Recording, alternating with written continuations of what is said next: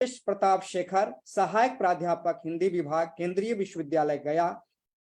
विशिष्ट वक्ता के रूप में डॉक्टर सविता सिंह नेपाली, माननीय उपाध्यक्ष हिंदी प्रगति समिति, और हमारे विभाग के उप निदेशक श्री अनिल कुमार लाल इस समारोह से जुड़े हुए हैं।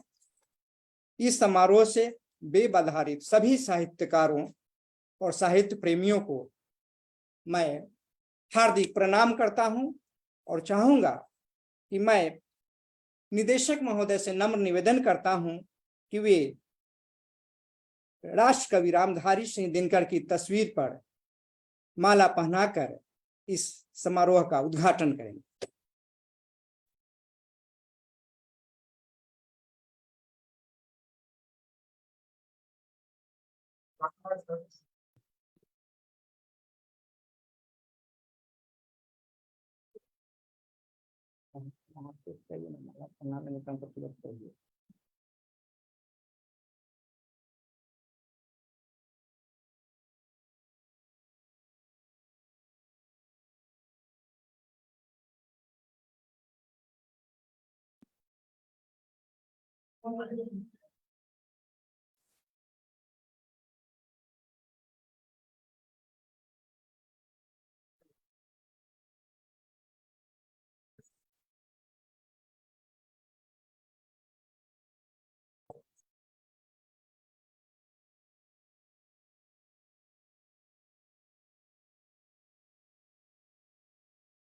अभी हमारे विभाग के विद्वान निदेशक श्री सुमन कुमार राष्ट्र कवि रामधारी सिंह दिनकर की तस्वीर पर पुष्पांजलि कर रहे हैं।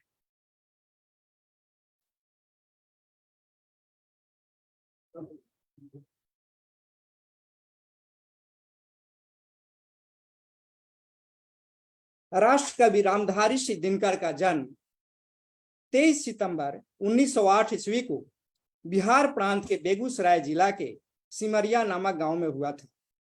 उनके पिता का नाम श्री रवि सिंह मध्यवर्गीय कृषक परिवार के मुखिया थे। दिनकर जी की आरंभिक शिक्षा गांव की पाठशाला में हुई।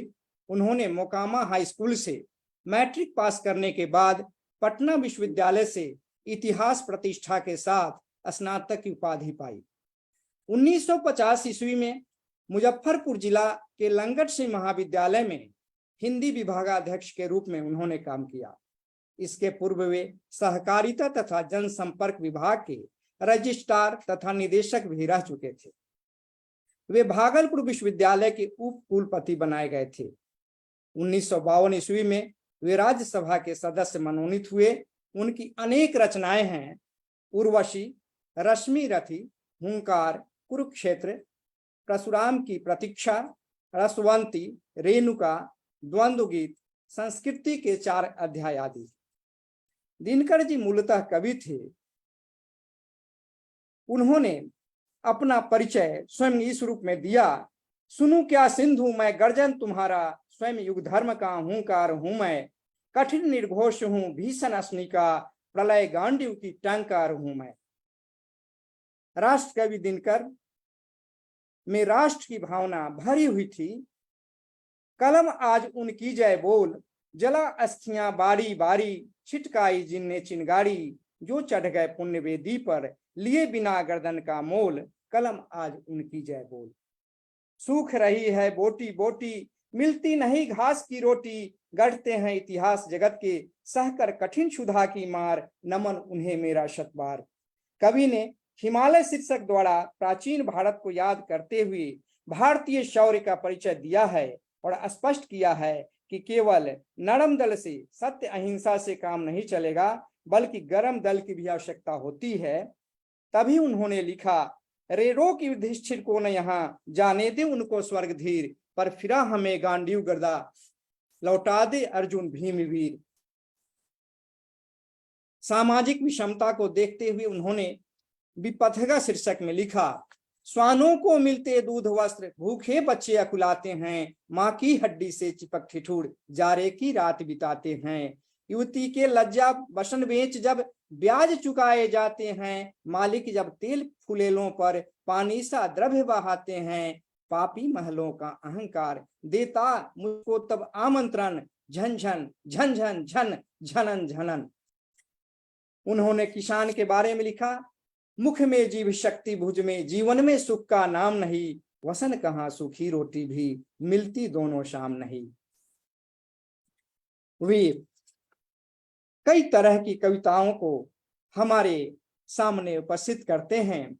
हटो व्योम के मेघ पथ से, स्वर्ग लूटने हम आते हैं, दूध दूध ओ बस तुम्हारा, दूध खोजने हम जाते हैं। उन्होंने स्पष्ट किया, छीनता हो स्वत्व कोई और तू, त्याग तप से काम ले यह पाप है, पुण्य है विच्छिन्न कर देना उन्हें, बढ़ रहे तेरी तरफ जो हाथ है।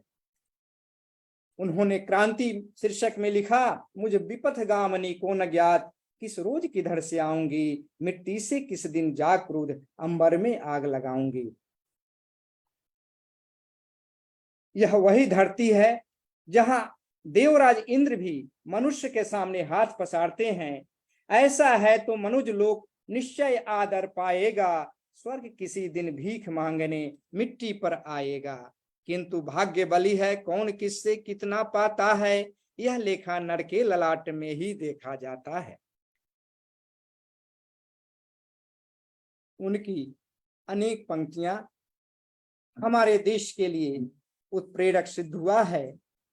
द्वंद्व गीत में उन्होंने लिखा, क्या पूछूं खद्योत कौन सुख, चमक चमक छिप जाने में, सोच रहा कैसी उमंग है जलते से परवाने में।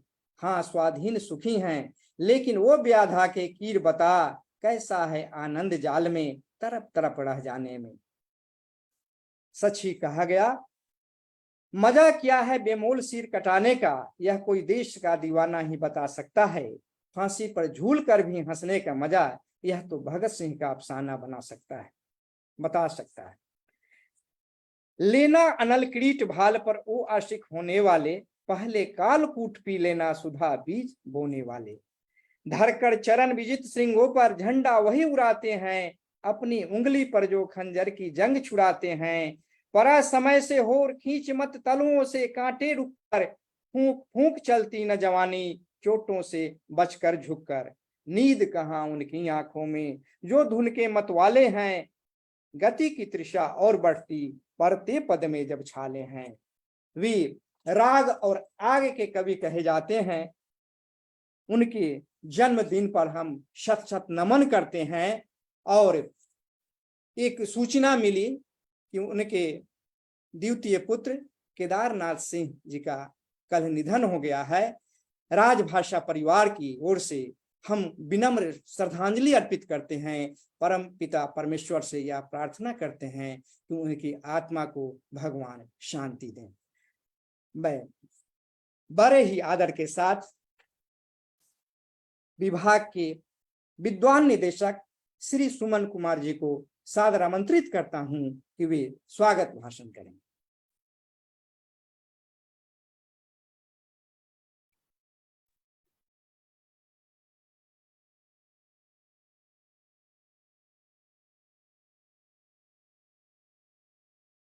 धन्यवाद प्रमोद जी। आवाज आ रही है प्रमोद जी? प्रमोद जी आवाज आ रही है मेरी? हेलो प्रमोद जी, आवाज मेरी आ रही है? धन्यवाद प्रमोद जी। जी। आज जैसा कि हम लोग जानते हैं कि आज महान कवि रामधारी सिंह दिनकर की जयंती है और मंत्रिमंडल सचिवालय विभाग राजभाषा निदेशालय की ओर से हम सभी लोग आज रामधारी सिंह दिनकर की जयंती मनाने के लिए सम्मिलित हुए हैं। इस अवसर पर इस कार्यक्रम की अध्यक्षता कर रहे हैं हमारे माननीय अध्यक्ष हिंदी प्रगति समिति श्री सत्यनारायण जी का मैं बहुत बहुत स्वागत करता हूं। श्री सत्यनारायण जी स्वयं एक महान कवि हैं और आपकी घनिष्ठता रामधारी सिंह दिनकर जी के साथ रही है। हम लोग आज इस अवसर पर श्री सत्यनारायण जी माननीय अध्यक्ष जी को भी सुनेंगे तो किस उनका रामधारी सिंह दिनकर के साहित्य पर क्या दृष्टिकोण है, क्योंकि उनके विचार अत्यंत ही उपयोगी होते हैं मैं इस अवसर पर पुनः श्री सत्यनारायण जी माननीय अध्यक्ष हिंदी प्रगति समिति का बहुत बहुत स्वागत करता हूं। आज इस कार्यक्रम में डॉक्टर सविता सिंह नेपाली माननीय उपाध्यक्षा हिंदी प्रगति समिति जुड़ी हुई हैं। मैं उनका भी बहुत स्वागत करता हूं। इस कार्यक्रम में डॉक्टर सुमेधा पाठक हमारी विद्वान वक्ता हैं। आप प्राध्यापिका हैं Tapindu Institute of Higher Studies Patna में। डॉक्टर पाठक का मैं इस कार्यक्रम में बहुत बहुत स्वागत करता हूं और हम लोग बेसब्री से डॉक्टर पाठक को सुनने की प्रतीक्षा कर रहे हैं। हमारे दूसरे विद्वान वक्ता जो इस कार्यक्रम से जुड़े हुए हैं वो हैं डॉक्टर योगेश प्रताप शेखर, जो सहायक प्राध्यापक हिंदी विभाग केंद्रीय विश्वविद्यालय गया है। डॉक्टर शेखर को हम लोग सुनने के लिए बेसब्र हैं। मैं अपनी ओर से और विभाग की ओर से डॉक्टर सुमेधा पाठक जी का और डॉक्टर योगेश प्रताप शेखर जी का बहुत बहुत स्वागत करता हूं। इस कार्यक्रम से जुड़े हुए श्रोता हैं, सुधी श्रोता हैं, मैं अपनी ओर से और विभाग की ओर से उनका बहुत स्वागत करता हूं। मैं इस अवसर पर विभाग के अपर मुख्य सचिव डॉक्टर एस सिद्धार्थ जी का और हमारे विभागीय मंत्री माननीय मुख्यमंत्री श्री नीतीश कुमार जी का मैं आभार प्रकट करता हूं कि आपके निर्देशन में हम लोग ये कार्यक्रम, आपके अभिभावकत्व में हम लोग ये कार्यक्रम कर पाते हैं। इसके अलावा इस कार्यक्रम से जुड़े हुए राजभाषा विभाग के सभी पदाधिकारी श्री अनिल कुमार लाल जी, डॉक्टर प्रमोद कुमार जी और बाकी जितने हमारे अधिकारी और कर्मचारी हैं, इस कार्यक्रम में उनका स्वागत करता हूं। मीडिया बंधु जो इस कार्यक्रम से जुड़े हुए हैं, मैं उनका स्वागत करता हूं। हम सब जानते हैं कि रामधारी सिंह दिनकर हिंदी साहित्य में दिनकर की तरह ही दैदीप्यमान है। उनकी रचनाओं को पढ़कर सुनकर कई बार व्यक्ति, जैसा प्रमोद कुमार ने कहा, कि उस स्थिति में जब व्यक्ति निराश हो जाता है तो उनकी रचनाएं रास्ता दिखलाती हैं।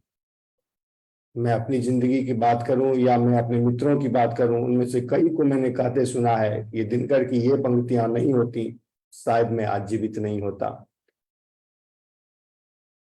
दिनकर के बारे में डॉक्टर नागेंद्र कहते हैं, हिंदी साहित्य में कोमल एवं मधुर भावना के अमर कवि तो अनेक हैं, परंतु अपने विराट भाव को अपने पौरुष के दिव्य स्वरों में बांधने वाले कवि प्रसाद और निराला के बाद मुश्किल से नजर आते हैं।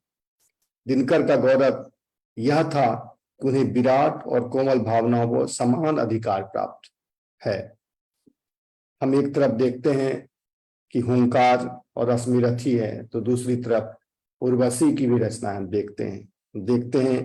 वो कहते हैं, हिमालय में क्रांतिनाद करते हैं, रे रो की युधिष्ठिर को न यहाँ जाने दे, न यहाँ जाने दे उनको स्वर्गधीर, पर फिरा हमें गांधी गदा लौटा दे अर्जुन भीम वीर।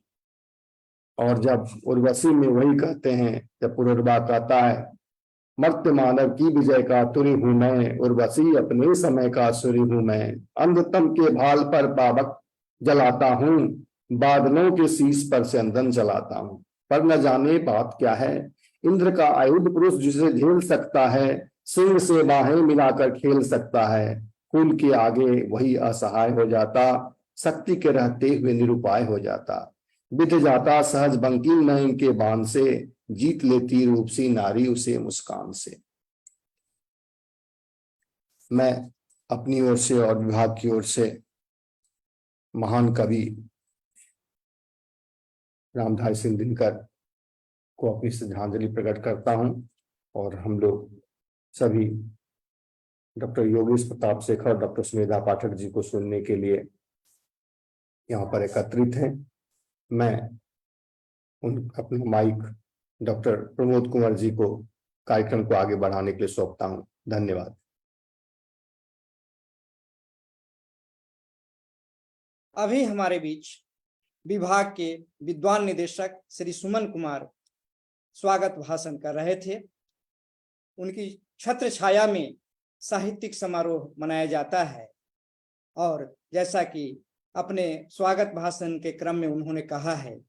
दिनकर के बारे में जो भी पंक्तियां उन्होंने कही और उनके प्रति जो श्रद्धा निवेदित किया है वह हिंदी प्रेम की गहराई को सूचित करता है। मैं बड़े ही प्रेम से बहुत श्रद्धा के साथ आपको बहुत बहुत धन्यवाद देता हूं। अब हमारे बीच दो विद्वान वक्ता हैं, मैं उन्हें सुनूंगा।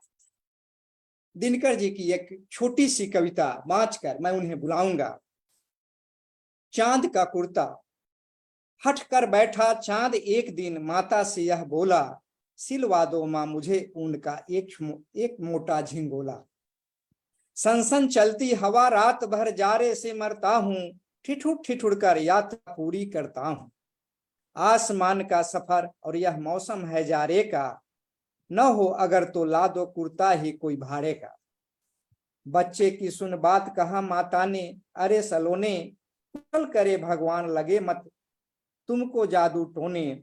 जारे की तो बात ठीक है पर मैं तो डरती हूं, एक नाप में कभी नहीं तुमको देखा करती हूं। कभी एक अंगुल भर चौड़ा कभी 1 फुट मोटा, बड़ा किसी दिन हो जाता है और किसी दिन छोटा। घटता बढ़ता रोज किसी दिन ऐसा भी करता है, नहीं किसी की भी आंखों को दिखलाई पड़ता है। अब तू ही ये बता नाप तेरा किस रोज लिवाएं, सीधे एक झिंगोला जो हर रोज बदन में आए। खास करके ये बच्चों के लिए यह कविता राष्ट्र कवि दिनकर ने लिखी और उनकी यह भावना सूचित करती है कि एक मनोविज्ञान के दृष्टिकोण से देखें तो बच्चों के प्रति भी उनका कितना लगाव था, कितना प्यार था। वे राष्ट्र कवि थे और राष्ट्र के लिए समर्पित थे। हम उन्हें जन्मदिन पर आज याद करते हुए आगे का कार्यक्रम बढ़ाते हैं और हमारे बीच दो विद्वान वक्ता। पहले मैं डॉक्टर सुमेधा पाठक, प्राध्यापिका, Tapindu Institute of Higher Studies Patna को सादर आमंत्रित करता हूं कि वे अपना वक्तव्य दें। युग पुरुष महाकवि दिनकर जी की जयंती पर मैं सबसे पहले कविवर को नमन करती हूँ और पटल पर उपस्थित राजभाषा निदेशक समेत महाकवि सत्यनारायण जी और जितने भी लोग जुड़े हुए हैं, मैं सबका वंदन करते हुए अपना वक्तव्य शुरू करती हूँ। दिनकर जी के व्यक्तित्व की अगर बात की जाए तो हिंदी काव्य में ओज और पौरुष के प्रतीक के रूप में एक श्रेष्ठ कवि, उत्तम विचारक और कुशल विवेचक का व्यक्तित्व हमारे सामने उभर कर आता है सामने।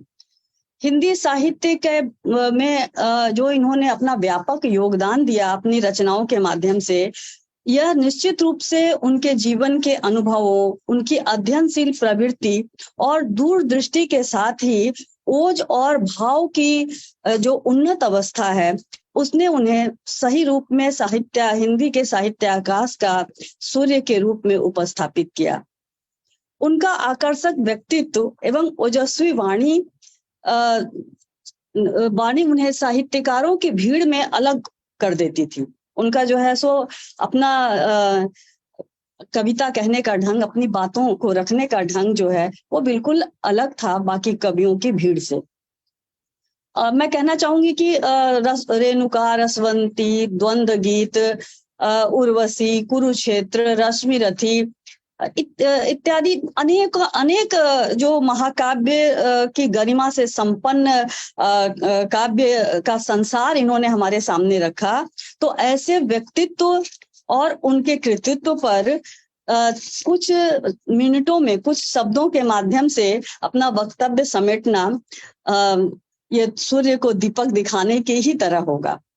वैसे मैं कोशिश करूंगी कि गागर में सागर भरा जाए। अपनी तरफ से मेरा नातिदीर्घ प्रयास होगा कि मैं अपनी बात को सामने रखूं, क्योंकि कविवर के बारे में कमोबेश सभी जानते हैं। मैं कुछ ऐसे पहलू को रखना चाहूंगी कि जो कुछ रोचक भी हो और उनके व्यक्तित्व और उनके कृतित्व को परिभाषित भी करते हूँ।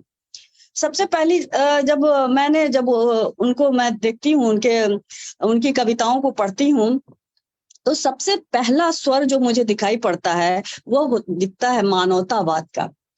कवि दिनकर मानवतावाद के संपोषक थे। दिनकर जी की भावना से, विचार से और अपने दृष्टिकोण से वो विशुद्ध राष्ट्रवादी थे, और उनकी राष्ट्रवादी विचारधारा निश्चित रूप से गांधीवाद से भी प्रभावित थी और मार्क्सवाद का भी उन पर गहरा प्रभाव था।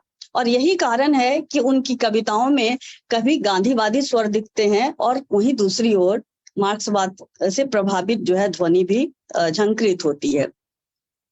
सबसे पहली बात अगर हम करें तो कुरुक्षेत्र की बात करते हैं। कुरुक्षेत्र का कवि जो है वो मानव कल्याण की भावना से पूर्ण है। यहाँ पर हमको वसुधैव कुटुंबकम की जो भावना है वो दिखाई पड़ती है, और यही कारण है कि युधिष्ठिर की विरक्ति का मूल कारण जो है वह शोणित सन्नी कुरुक्षेत्र की भूमि है।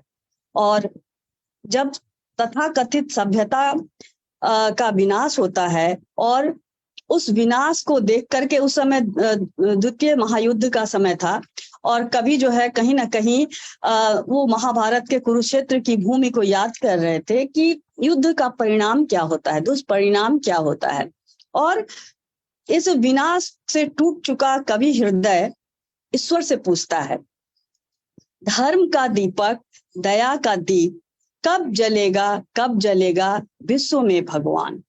और ये विश्व की बात यहाँ की जा रही है। पूरी दुनिया को शांति का संदेश देने का प्रयास कवि के द्वारा किया जा रहा है, और यही शांति और सद्भाव की सही रूप में अभी भी हमें आवश्यकता है। और यही कारण है कि दिनकर की पंक्तियां जो हैं वो सदैव प्रासंगिक रहेंगी।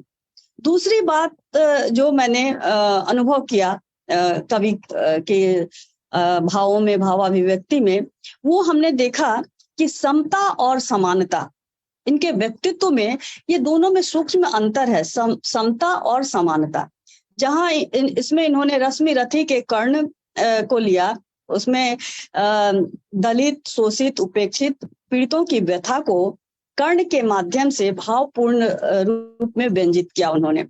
और उनकी रश्मि रथी की जो पंक्तियां हैं और यह जो उनका जो भाव है वो मुझे रविंद्रनाथ की वो पंक्ति याद दिला देता है, महाकवि रविन्द्रनाथ टैगोर की, जो है साबार उपयोर मानुष, सबसे पहले जो है मनुष्यता है, और उस मनुष्यता के आगे जो है वो बाकी सब गौण है।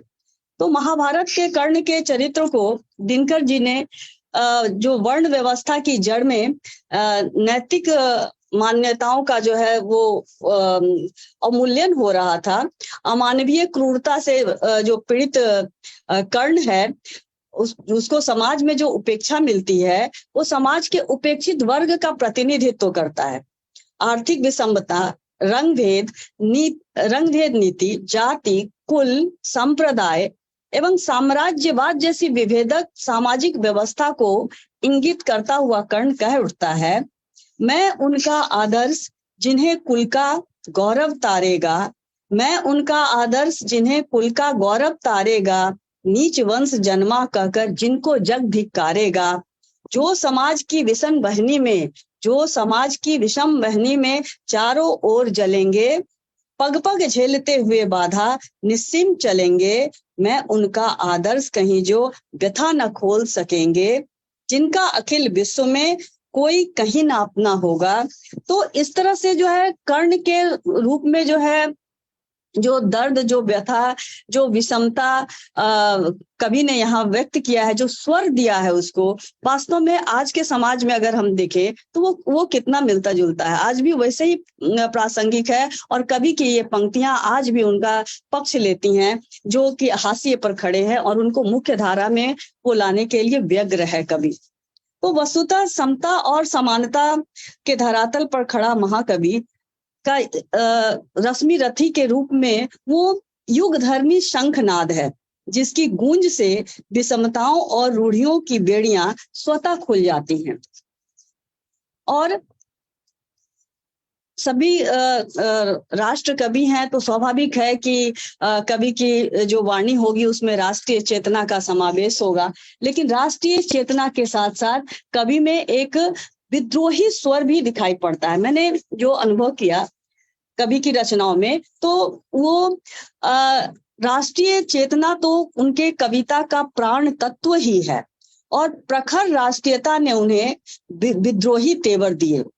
वस्तुतः दिनकर के व्यक्तित्व का निर्माण स्वाधीनता संग्राम के विशेष दौर में हुआ था, और उनकी उग्र राष्ट्रीयता की छवि उसी समय गढ़ी गई थी, या उनकी छवि उसी समय बनी थी, जब वो विदेशी शासन के दमन चक्र और अत्याचार से पीड़ित भारतीय जनता की आहू और कराहों को रेणुका की कविताओं में की कुछ पंक्तियों में मैं उसका उदाहरण देना चाहूंगी कि वो कुछ जो है सो उदाहरण देते हैं। एक दो जो महत्वपूर्ण पंक्तियां हैं, वो कहते हैं, कवि कहते हैं, उन वीरों की भाव रंगिनी, दलितों के दिल की चिंगारी, युग मर्दित यौवन की ज्वाला, जाग जागरी क्रांति कुमारी।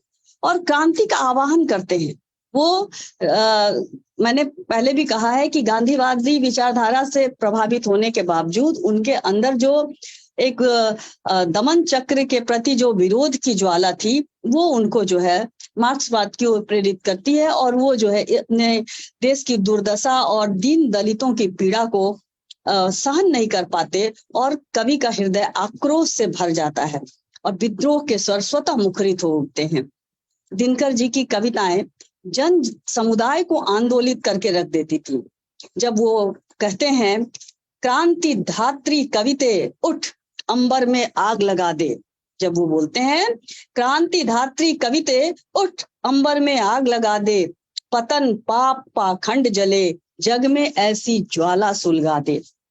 और सही में जब जन समुदाय उनकी ये ओजस्वी वाणी को सुनता है, तो आंदोलन स्वाभाविक तौर पर जो है वो दमन चक्र से मुक्ति पाने के लिए व्याकुल हो जाता है। उनका आकुल कंठ जो है वो सामने जो है आने लगता है।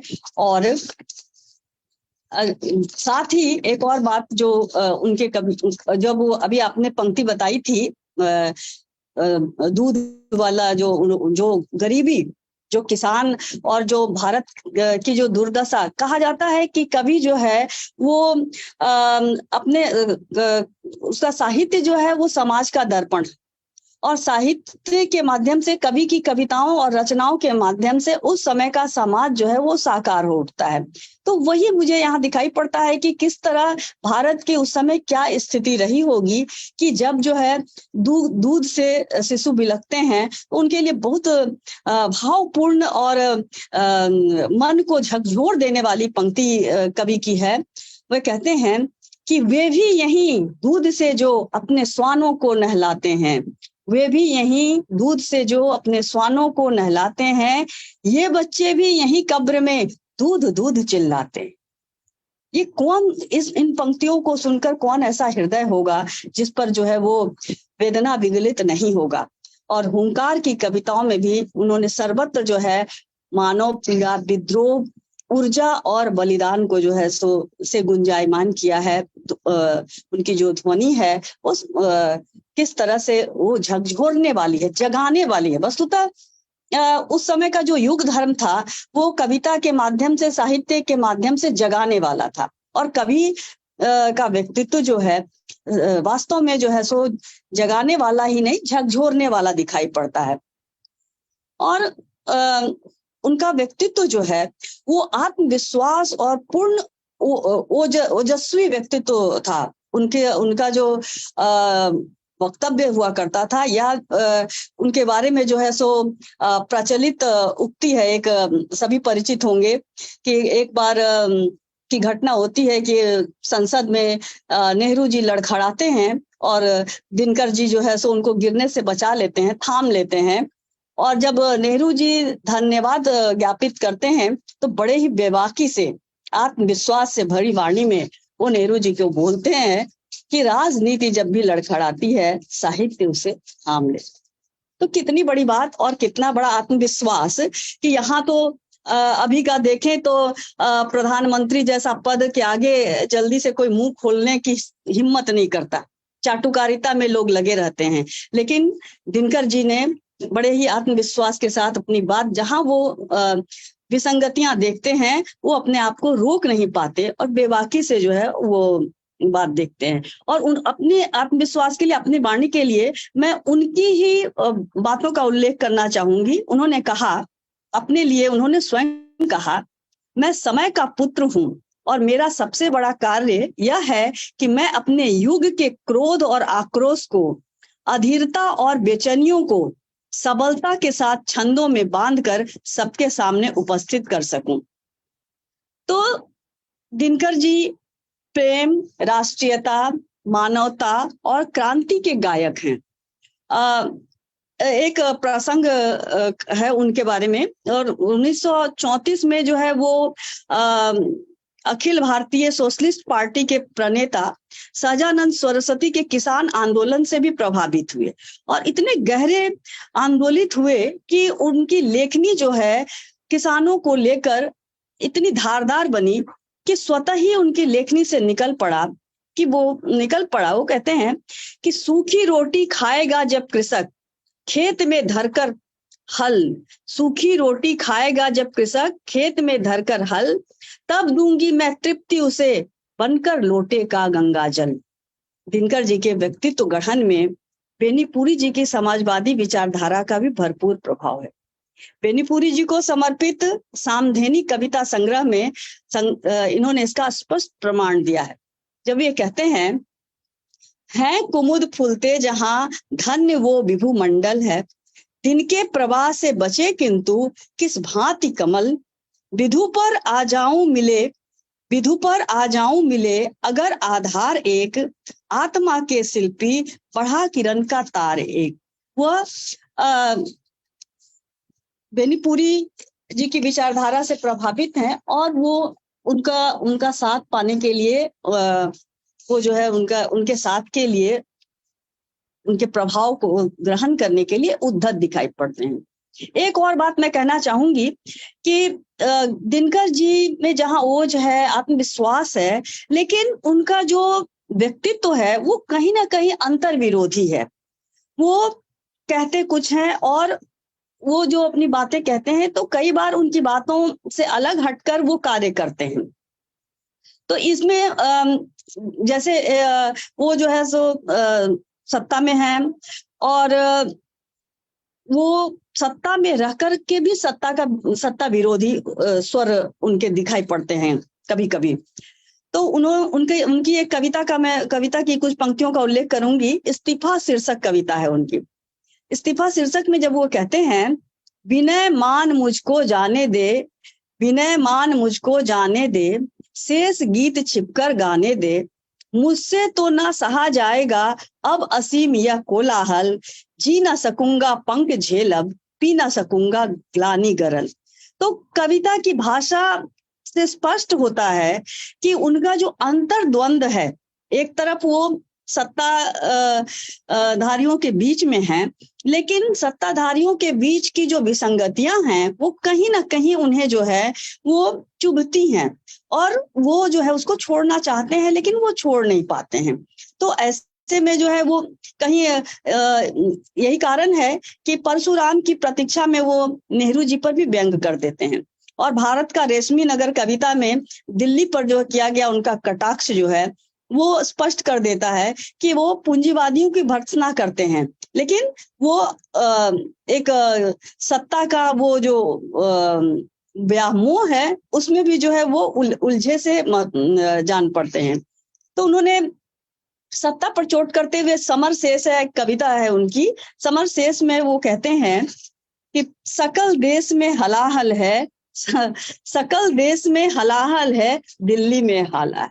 जो परिस्थितियां थी उस समय देश की, तो उस परिस्थितियों पर वो जो है सो वो व्यंग करते हैं और अपनी बात को जो है वो विरोध करके ये कहते हैं कि जो भी यहाँ है तो वो जहाँ गलत है तो वो गलत है, उसका वो साथ नहीं देते। ये भी हम कह सकते हैं उनके अंतर विरोधी व्यक्तित्व का जो एक पक्ष है। और एक जो मैंने उनको पढ़ने के बाद जो महसूस किया तो वो है कि उनके व्यक्तित्व में वो महत्वाकांक्षी थे। स्वाभाविक है कि जो कभी महत्वाकांक्षी नहीं होगा तो वो कितने आगे तक नहीं आएगा। महत्वाकांक्षा और के साथ साथ आत्ममुग्धता भी उनके व्यक्तित्व का एक अंग रही है। तो इस संदर्भ में मैं कुछ एक खगेंद्र ठाकुर ने कहीं कहा था, मैं उनका उल्लेख करना चाहूंगी कि एक बार वो जब 1934 में बहुत भूकंप आया था तो उस समय उन्होंने हिमालय कविता रची थी और भागलपुर वाले इलाके में, जिले में उस समय उन्होंने उस कविता का पाठ किया था। उसके कुछ दिन और वो बहुत ज्यादा सराही गई थी, उस कविता को बहुत ज्यादा लोकप्रियता मिली थी, सराही गई थी। उसके बाद दिनकर जी जहां भी काव्य पाठ के लिए आमंत्रित किए जाते थे तो प्राय उस कविता का पाठ जरूर करते थे। तो ऐसे ही एक बार जब 1934 का भूकंप आया और उसके बाद जब वो मुंगेर जिले में उनको जो है सो काव्य पाठ के लिए बुलाया गया तो उन्होंने हिमालय कविता शुरू ही की थी अभी कि जो श्रोता मंडली थी तो वहां से जो है आवाज आने लगी कि आप बस कीजिए, अब ये कविता जो है सो आप मत सुनाइए, इसको यहीं पर रहने दीजिए। तो कारण क्या हुआ कि कविता की जो पंक्ति थी, तो मैं कविता का वो अंश उद्धृत करना चाहती हूँ जिसको लेकर के जो है सो लोगों में उनके प्रति जो है वो एक भय व्याप्त हो गया था कि शायद कविता फिर से जो है प्रलयंकारी सिद्ध हो जाएगी। वो कहते हैं, कह दे शंकर से आज करें, कह दे शंकर से आज करें वे प्रलय नृत्य फिर एक बार, ले अंगड़ाई उठिले धरा कर निज विराट स्वर में निनाद। और इसके बाद इस पंक्ति का, इस कविता के पाठ के बाद वास्तव में जो है वो धरती हिल गई थी, भूकंप आ गया था। तो उसके बाद इन्होंने जो है सो अपने इस कविता से हिला के रख दिया था लोगों को ही नहीं, धरती को भी। तो लोगों ने जो है एक स्वर में जो है कहा कि आप ये कविता रहने दें। तो इससे पता चलता है कि कवि की जो है सो वो जो पकड़ है जनता के ऊपर वो कितनी गहरी थी, कितनी गहराई से जो है लोग जो है उनको अनुभव किया करते थे। और ऐसे ही आप देखेंगे कि राष्ट्रीयता, आवेग, आवेश, मनोवेग, उत्तेजना आदि के रूप में के स्वर उनके कविताओं में बहुत ज्यादा दिखाई पड़ते हैं। और यही कारण है कि उनकी ख्याति जो है ओज के लिए ही हुई है।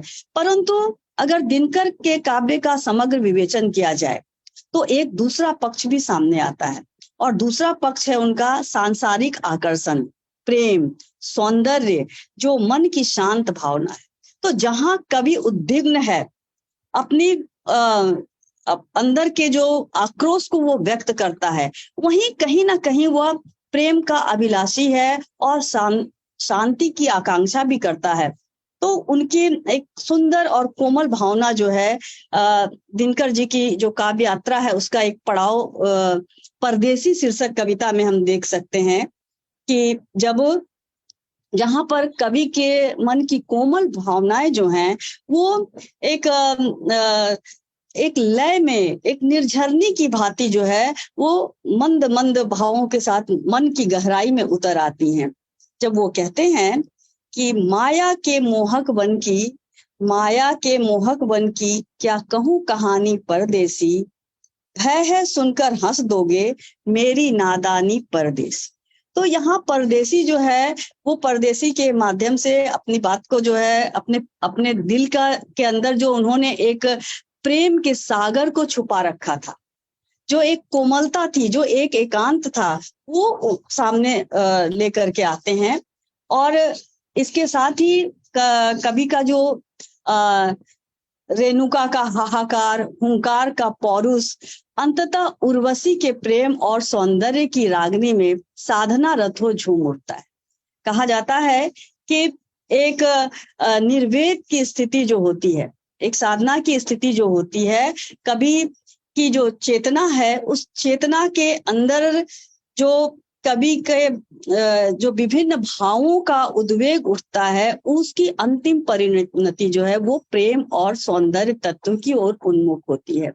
और जब दिनकर का ओजस्वी व्यक्तित्व पुरुरवा के स्वर में प्रेम में ऊब डूब होता हुआ आग्रही हो उठता है और वो कहते हैं कि मर्त्य मानव की विजय कर तुर्य हूं मैं, उर्वशी अपने समय का सूर्य हूं मैं। उन्होंने स्वयं घोषित कर दिया। अब ये आत्मविश्वास की पराकाष्ठा ही है कि उन्होंने स्वयं घोषित कर दिया कि वो जो है अपने समय के सूर्य हैं, और अपने समय के ही सूर्य नहीं, मैं कहना चाहूंगी कि वो आज के समय के भी सूर्य हैं। उनकी काव्य पंक्तियां जो हैं, उनकी कविता जो है, वो सदैव दिनमान की भांति, दिनकर की भांति हिंदी साहित्य जगत के आकाश पर देदीप्यमान रहेगी और क्षण प्रतिक्षण विपदाओं में, सुख में, दुख में हमें प्रेरित करती रहेगी। जहां एक और उर्वशी के प्रेम की आत्मीयता और अपनापन और वह जो है प्रेम की गहराई में हम डुबकी लगाएंगे, वहीं हम जरूरत पड़ने पर जो है अपना आक्रोश जो है हुंकार के साथ भी व्यक्त कर सकेंगे। तो मैं इन्हीं शब्दों के साथ आपका धन्यवाद करती हूँ कि आपने मुझे अपनी बात रखने का अवसर दिया, और बहुत बहुत धन्यवाद।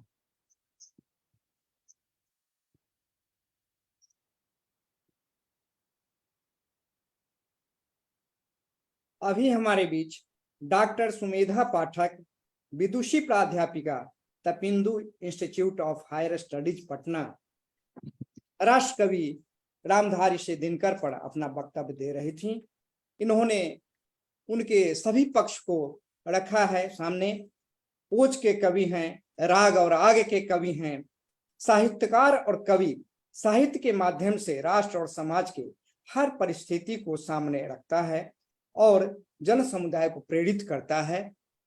मैं डॉक्टर सुमेधा पाठक जी को बहुत बहुत धन्यवाद देता हूं कि आप आए और एक नारी शक्ति के रूप में हमारे बीच ऐसा संदेश दी हैं कि नारी जगत इससे काफी प्रभावित होती हैं। हम लोग सचमुच बहुत प्रभावित हुए। आपको बहुत बहुत धन्यवाद।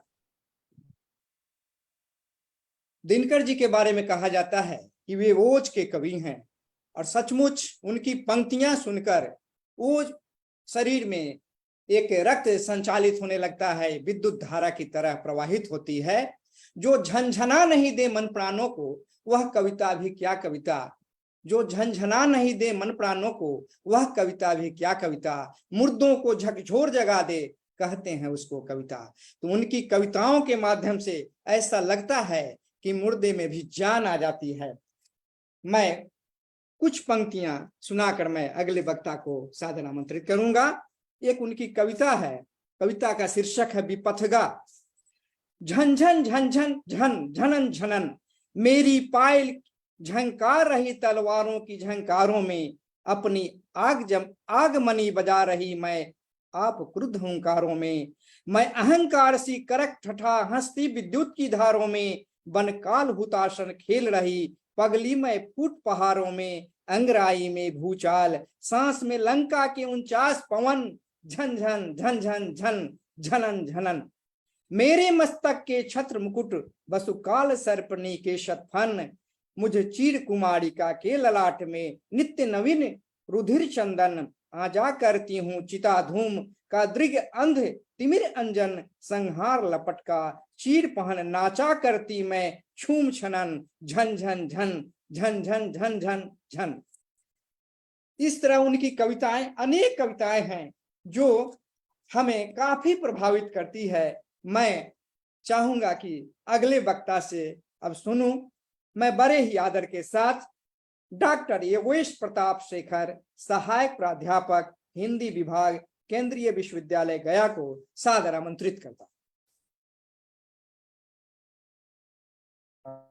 बहुत शुक्रिया मोद कुमार जी। मेरी आवाज सुन पा रहे होंगे, ऐसी उम्मीद है। आज सुन पा रहे हैं ना? यहाँ आ रहे जी जी, बहुत शुक्रिया। मैं राज्य विभाग से आयोजित होने वाले इस कार्यक्रम के लिए आभारी हूँ। आप सबने मुझे फिर से एक अवसर दिया कि मैं अपनी कुछ बात दिनकर जी के बारे में कह सकूं। बहुत सारी बातें इससे पहले की डॉक्टर सुमेधा पाठक मैम ने कह दी हैं। ये मेरे लिए एक तरह से अच्छा ही है, मेरा काम थोड़ा आसान हो गया है। अ, और दूसरी बात यह है कि जैसा आपने शुरू में बताया, कल ही दिनकर जी के माता जो जीवित थे उनका भी कल देहांत हो गया। केदारनाथ सिंह, उनके प्रति मैं अपनी श्रद्धांजलि अर्पित करता हूँ। और कुछ बातें जो मुझे लगती हैं दिनकर जी के व्यक्तित्व के बारे में या उनकी रचना के बारे में आप लोगों से साझा करता हूँ। पहली बात तो यही लगती है कि दिनकर जी हिंदी साहित्य के उन दुर्लभ साहित्यकारों में से हैं जिन्होंने आजादी की लड़ाई देखी, आजादी की लड़ाई में सहयोग किया, कुर्बानियां दी, और बाद में फिर जो स्वतंत्र भारत में भारत के नए निर्माण को लेकर के संकल्प किया गया, इसमें भी अपनी सहभागिता, अपना योगदान दिया। एक आप कह सकते हैं कि दिनकर जी एक ऐसे व्यक्तित्व के स्वामी हैं या ऐसा उनका व्यक्तित्व है कि जो भारत के गुलामी से लेकर के भारत के नवनिर्माण तक जुड़ा हुआ है। और इसमें उस देखने की बात यह है कि आमतौर पे हम लोग मान लेते हैं, ऐसा प्रायः कवियों के साथ हम करते हैं कि हम उनको कवि मान लेते हैं और उनका जो बाकी का जो साहित्य है उस पे थोड़ा हम कम ध्यान देते हैं या स्वतः वो कम ध्यान की ओर चला जाता है। आप सब लोग जानते होंगे, लोग भारती प्रकाशन इलाहाबाद से दिनकर जी की रचनावली छपी है।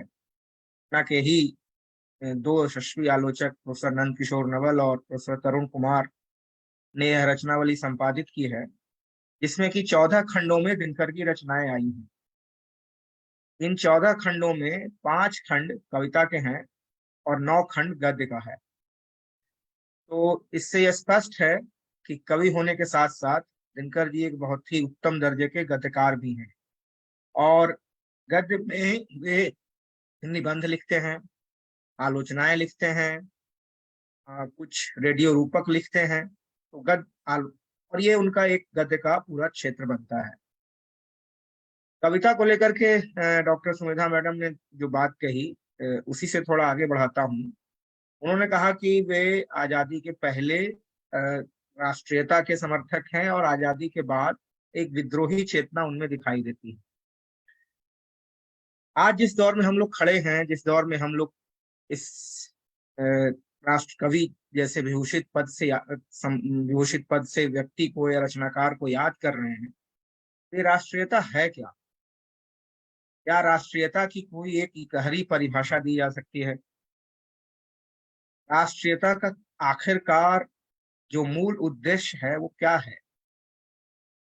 जिस समय भारत गुलाम था उस समय भी भारतीय जनता, सामान्य जनता जो एक बिल्कुल ही कह लीजिए कि दलित जीवन जी रही थी, उसके कल्याण के लिए, उसको उससे मुक्त कराने के लिए अंग्रेजी राज के प्रति उन्होंने विद्रोह भरी या उसकी आलोचना की कविताएं लिखी। लेकिन बाद में जब भारत स्वतंत्र हुआ तो वह आशा पूरी नहीं हुई। ये आज देख करके बहुत आश्चर्य होता है, और जैसे जैसे समय बीतता जाएगा यह आश्चर्य बढ़ता जाएगा कि दिनकर जी ने 1948 में जब भारत की आजादी की पहली वर्षगांठ मनाई जा रही थी, उन्होंने इसी शीर्षक से कविता लिखी, पहली वर्षगांठ। और उसको देख करके लगता है कि जैसे कोई आज की बात की जा रही। कुछ पंक्तियां आप सब लोग उस कविता को जरूर पढ़े होंगे, लेकिन मैं उससे कुछ पंक्तियां आपको सुनाता हूँ। वो ध्यान रखिए कि ये 1948 में कविता लिखी जा रही है और कितने दिनकर क्षुब्ध हैं। और वो लिख रहे हैं, पंक्तियां हैं, आजादी खादी के कुर्ते की एक बटन, आजादी टोपी एक नुकीली तनी हुई, आजादी खादी के कुर्ते की एक बटन, आजादी टोपी एक नुकीली तनी हुई, फैशन वालों के लिए नया फैशन निकला, मोटर में बांधो 3 रंग वाला चिथड़ा, औगिनों की आंखें पड़ती हैं कितनी हम पर यानी आजादी के पैगंबर पर। ये 1948 में दिनकर जी लिख रहे हैं। इससे साफ जाहिर है कि आजादी का जो सपना था, जो एक परिकल्पना रही होगी इन लोगों की, वो खंडित हो गई, या उससे वो पूरी तरह संतुष्ट नहीं रहे। इसका यह मतलब नहीं है कि वो आजादी को बिल्कुल ही नकार रहे थे, लेकिन वो इस तरह की बात जो महसूस कर रहे हैं, उसमें बात इतनी ही है कि जो एक परिकल्पना या जो एक सपने देखे गए, वो सपने पूरे नहीं हुए। इसी तरह से आगे चल करके वो समर शेष है कविता में लिखते हैं दिल्ली के बारे में, दिल्ली जो सत्ता का केंद्र बन गई है। सकल देश में हलाहल है, दिल्ली में हाला है, दिल्ली में रोशनी शेष, भारत में अंधियाला है। इसके बाद वो दिल्ली पर एक और कविता लिखते हैं, भारत का यह रेशमी नगर। ये 4 पंक्तियां बहुत महत्वपूर्ण है। इससे पता चलता है कि दिनकर जी आजादी के बाद जो उनमें विद्रोही तेवर दिखाई देता है, वो दरअसल राष्ट्रीयता है। ये हमेशा आजकल और काफी लंबे वक्त से आजकल कुछ ज्यादा ही ये जनता है प्रचारित करने की कोशिश की जा रही है कि जो सरकार है वही देश है। सरकार की आलोचना करना दरअसल देश की आलोचना करना है। ये एक विचार हमारे समाज में बहुत तेजी से फैलाया जा रहा है और तेजी से ये घर किया जा रहा है। जबकि दिनकर जी रोटी और स्वाधीनता कविता में बहुत सफाई से कह चुके हैं कि है कौन जगत में जो स्वतंत्र जनसत्ता का अवरोध करे, रह सकता सत्ता रूढ़ कौन जनता जब उस पर क्रोध करे। आजादी केवल नहीं आप अपनी सरकार बनाना ही, आजादी है उसके विरुद्ध खुलकर विद्रोह मचाना भी। ये जो 2 पंक्तियां हैं कि आजादी केवल नहीं आप अपनी सरकार बनाना ही, आजादी है उसके विरुद्ध खुलकर विद्रोह मचाना भी। तो ये जो दिनकर जी का विद्रोह दिखाई देता है, दरअसल वो सामान्य जनता के प्रति जो उनके मन में लगाव है, जो उसकी दुखद त्रासद परिस्थितियों से उनके भीतर जो उपजा हुआ दर्द है, वो इस तरह से प्रकट होता है। विद्रोह को प्रायः हम लोग समझ लेते हैं कि वो बस ऐसे ही किया जा रहा है। अगर विद्रोह की स्थिति पे आप विचार करें, विद्रोह की पीछे की मनोदशा या उसके मनोविज्ञान पर विचार करें, तो उसके पीछे बहुत गहरी करुणा रहती है। भले ऊपर में वो विद्रोह दिखाई देता है, लेकिन उसके पीछे बहुत गहरी करुणा है। मैं अभी आपके सामने भारत का यह रेशमी नगर जो उनकी कविता है, उसकी पंक्तियां पढ़ रहा हूँ। चल रहे ग्राम कुंजों में पछिया के झकोर, ले रही दिल्ली लेकिन ले रही लहर पुरवाई में।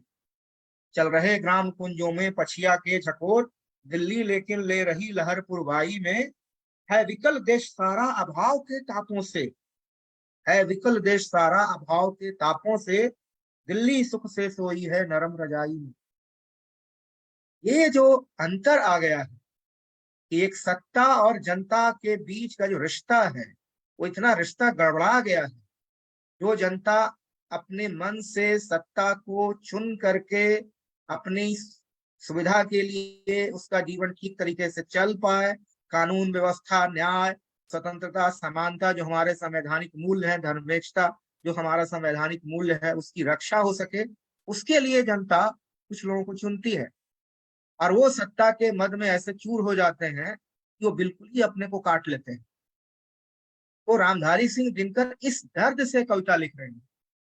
जो विद्रोह दिखाई देता है उसके पीछे उनकी बहुत गहरी करुणा है जो जनता के प्रति है। पहली बात तो ये है। दूसरी बात यह है कि ये बात बिल्कुल सही है कि एक तरफ वो प्रतिरोध की या ओज की कविताएं लिखते हैं, तो दूसरी तरफ वो कोमल भावनाओं की कविताएं भी लिखते हैं।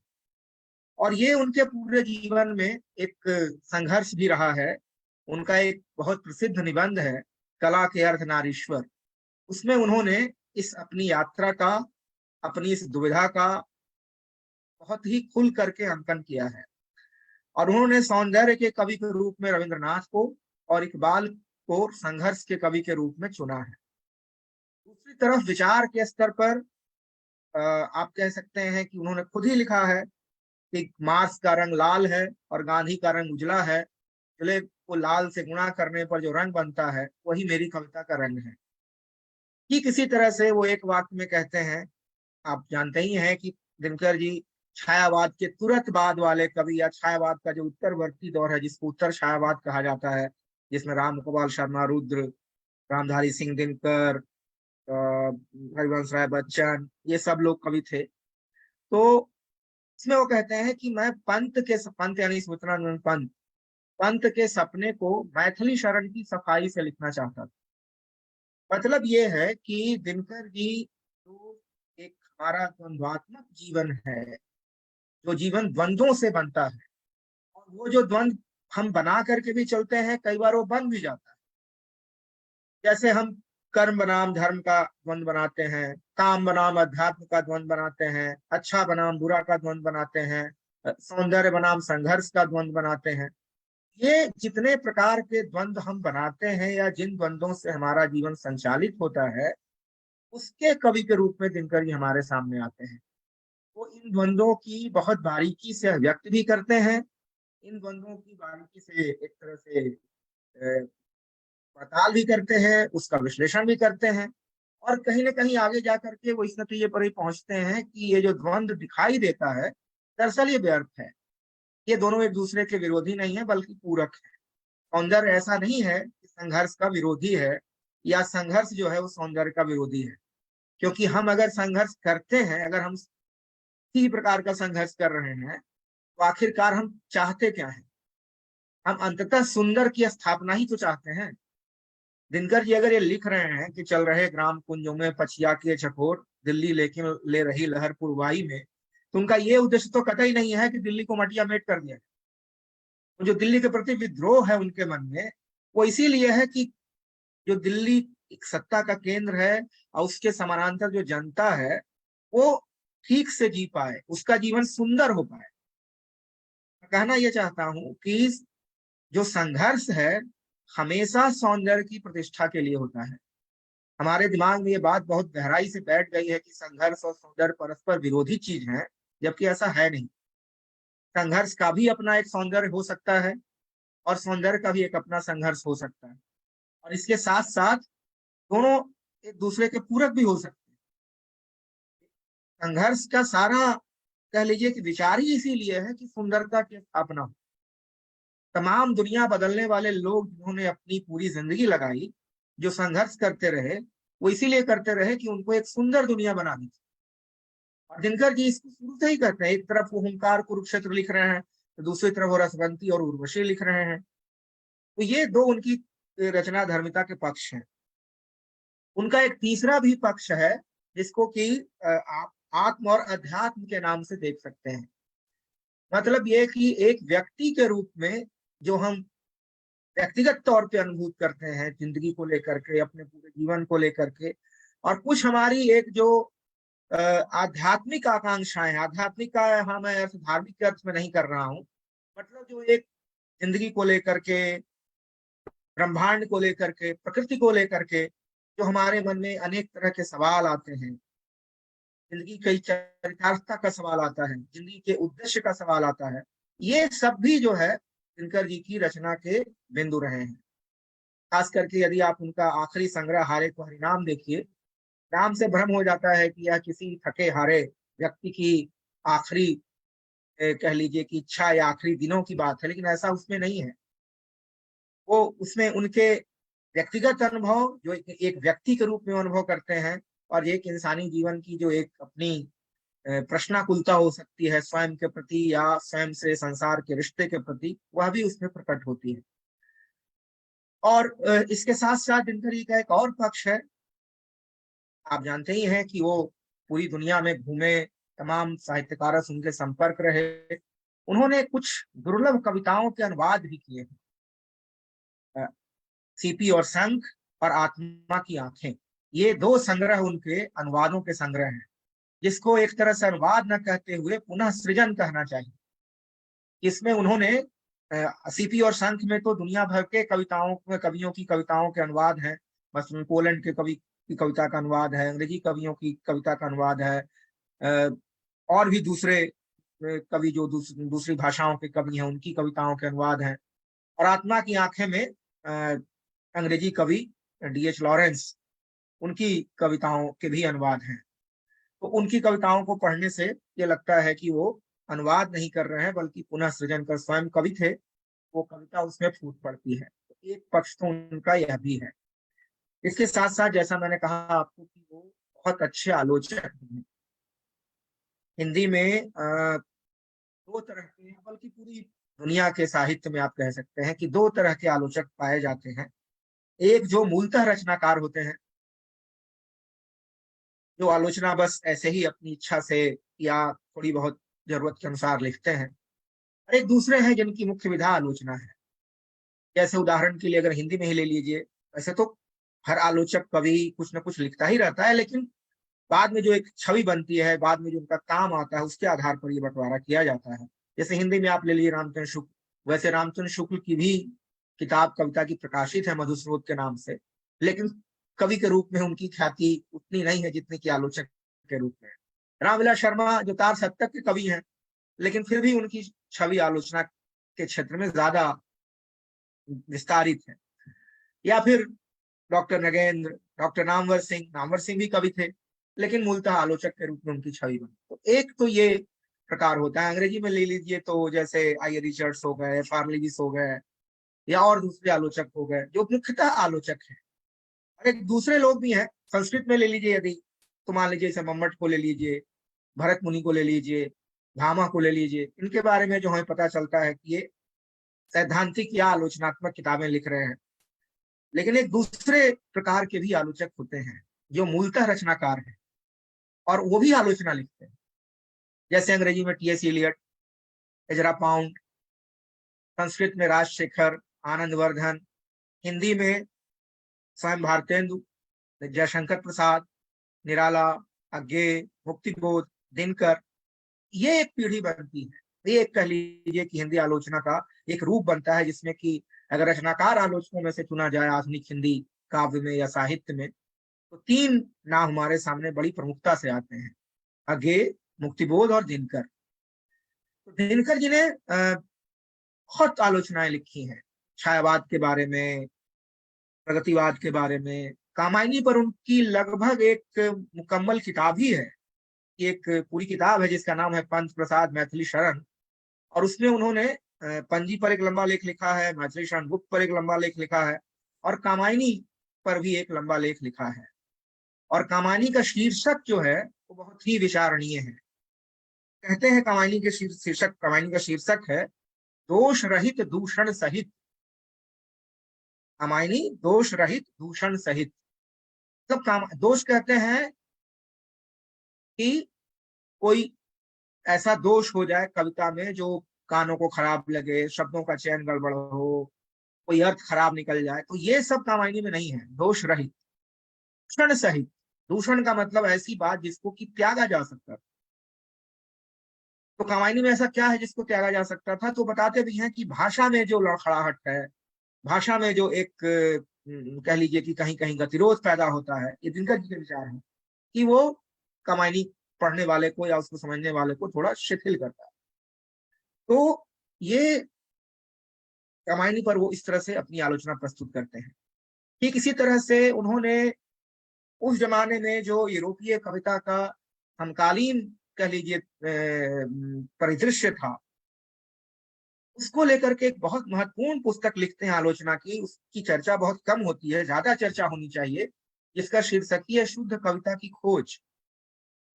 शुद्ध कविता की खोज उस समय यूरोप में प्योर और इम्प्योर पोएट्री की बहस चल रही थी, जिसमें कि प्रतीकवादी कवि जिनको हम कहते हैं, जैसे मलार में रैम्बो, ये सब लोग आते हैं, और उनसे कविता का क्या रिश्ता बनता है, उस पर उन्होंने बहुत महत्वपूर्ण किताब लिखी है, शुद्ध कविता की खोज। ये आलोचना में उनकी एक बहुत बड़ी देन है। इस तरह की किताब हिंदी आलोचना में बहुत कम है। एक आलोचक का रूप उनका है। इसी तरह से यदि आप साहित्य के इतिहास को समझना चाहें, तरह से इन्होंने हिंदी साहित्य का इतिहास नहीं लिखा, लेकिन अगर साहित्य के इतिहास को समझना चाहें तो आप देखेंगे कि वो विद्यापति से ले करके अपने दौर के समकालीन कवियों तक वो लेख लिख रहे हैं, टिप्पणियां कर रहे हैं, और उससे एक हिंदी साहित्य के इतिहास का जो उनके मन में ढांचा है प्रकट होता है। जैसे वो विद्यापति के बारे में कहते हैं कि आमतौर पे तीन कवियों, ये त्रिवेणी रामचंद्र शुक्ल ने भी बनाई और बाद में लोगों ने भी बनाया, त्रिवेणी भले नाम न दिया हो, लेकिन तीन कवियों को लोग प्रायः मानते हैं, प्रायो शब्द चलता है अंग्रेजी में कि 3 ऐसे महान कवि। तो विद्यापति के बारे में उन्होंने कहा कि नहीं, विद्यापति को आपको अलग स्थान देना हो। कबीर तुलसी सूर या जायसी से नहीं, बल्कि अलग स्थान के अधिकारी होंगे। वेणुवन में जो उन्होंने विद्यापति के लेख लिखा है वो पढ़ने योग्य, एक कवि के रूप में, एक आलोचक के रूप में, और इसके साथ साथ फिर विचारक के रूप में। प्रकाशक इसका आंकड़ा बता सकते हैं अच्छी तरह से, लेकिन जो अनुभव है उसके आधार पर कहा जा सकता है कि दिनकर जी की जो सबसे चर्चित किताब है वह किताब संस्कृति के 4 अध्याय है।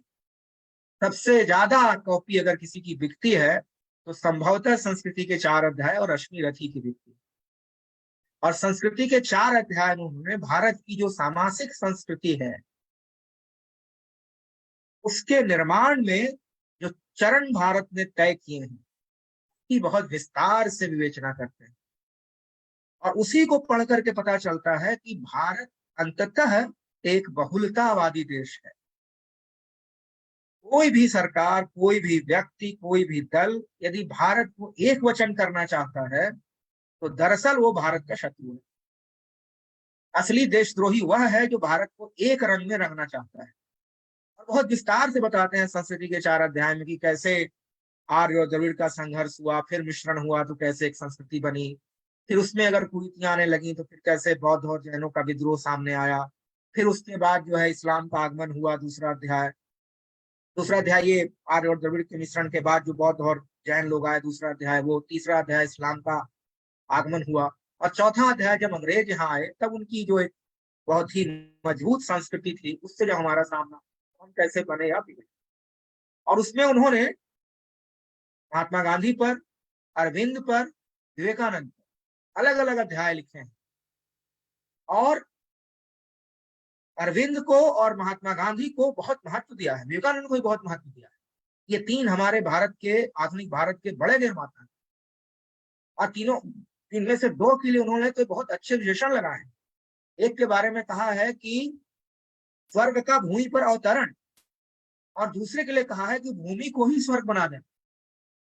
तो ये संस्कृति के 4 अध्याय किताब की बड़ी, कह लीजिए कि विशेष बात है जो हम सब लोगों को ध्यान में रखनी चाहिए। हालांकि यह भी कहा जा सकता है कि चूंकि दिनकर जी उत्तर भारत के रहने वाले हैं तो संस्कृति के 4 अध्याय में उत्तर भारतीय प्रधानता बहुत ज्यादा है।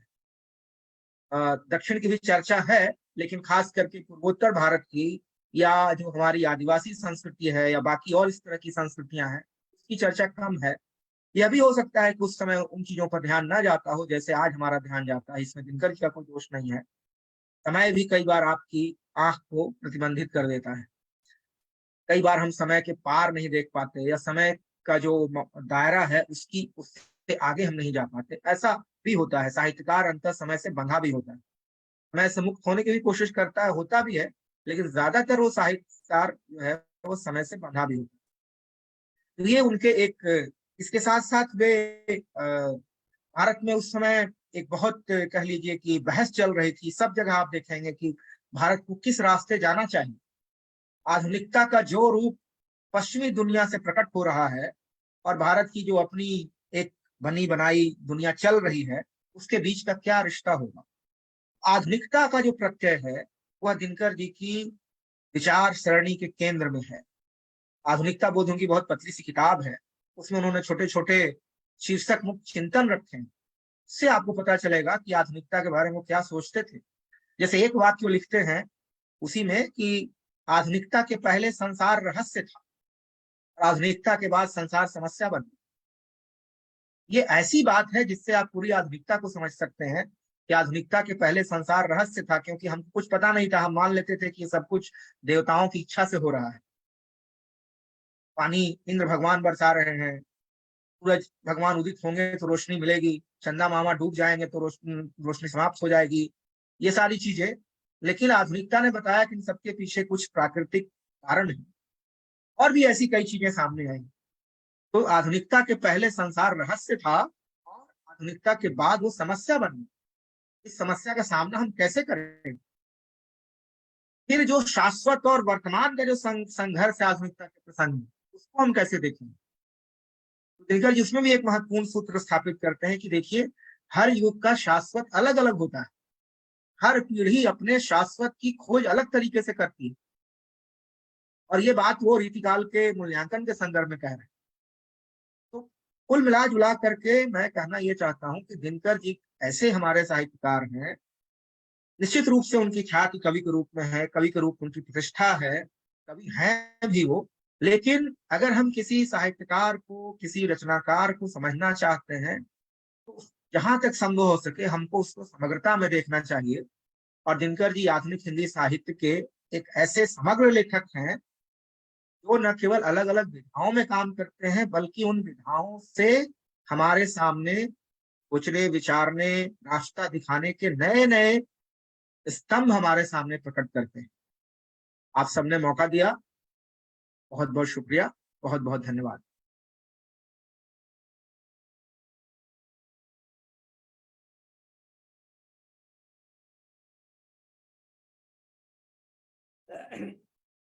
अभी हमारे बीच डॉक्टर योगेश प्रताप शेखर, सहायक प्राध्यापक, भारतीय भाषा विभाग, दक्षिण बिहार केंद्रीय विश्वविद्यालय गया, राष्ट्र कवि रामधारी सिंह दिनकर पर अपना एक अद्वितीय वक्तव्य दे रहे थे।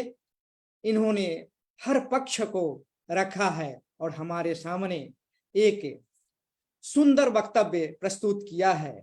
मैं किन शब्दों में आपको धन्यवाद दूं। विद्वान किसी के परिचय का मुहताज नहीं होता। आपने जो विद्वता प्रदर्शित किया हमारे विभाग के लिए बहुत बड़ी बात हुई है। आपको बहुत बहुत धन्यवाद।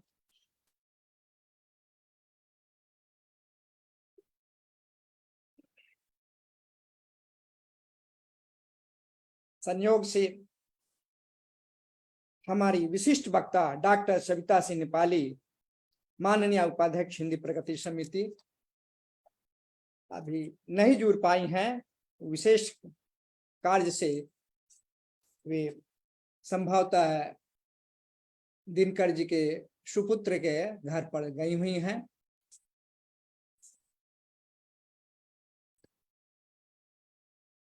मैं एक छोटी सी कविता के बाद माननीय अध्यक्ष महोदय को आमंत्रित करूंगा। दिनकर जी की एक शक्ति और क्षमा शीर्षक कविता जो पाठ्यक्रम में भी पढ़ाई जाती है। क्षमा दया तप त्याग मनोबल सबका लिया सहारा, पर नर व्याघ्र सुयोधन तुमसे कहो कहां कब हारा। क्षमाशील हो रिपु समक्ष तुम हुए विनत जितना ही, दुष्ट कौरवों ने तुमको कायर समझा उतना ही।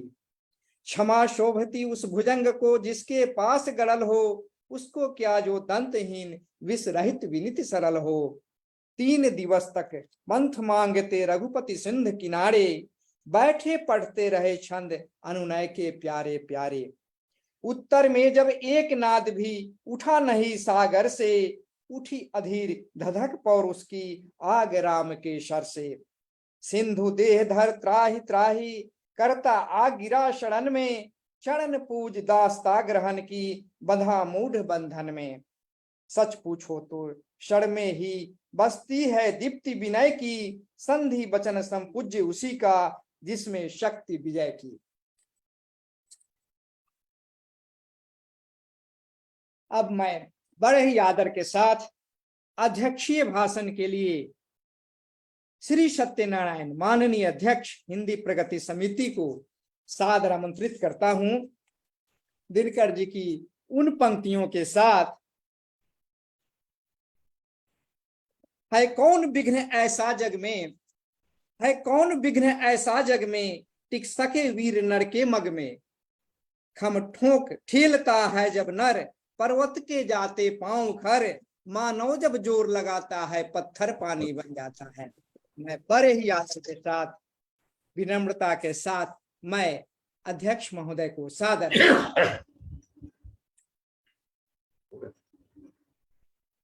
बहुत बहुत धन्यवाद कुंवर जी। ये प्रमोद कुंवर जी, आपको बहुत बहुत धन्यवाद। अब मित्रों, आप और जो हमारे विद्वान वक्ता थे जिनके वक्तव्य से हमारा आयोजन आज का सार्थक हुआ है, और मैं आशा करता हूँ वैसे उन दोनों सबों से, जैसे सुमेधा पाठक जी से, आदरणीय योगेश प्रताप शेखर जी से, कि अगर भविष्य में भी हम आपको आमंत्रित करें तो आप हमें निराश नहीं करेंगे। तो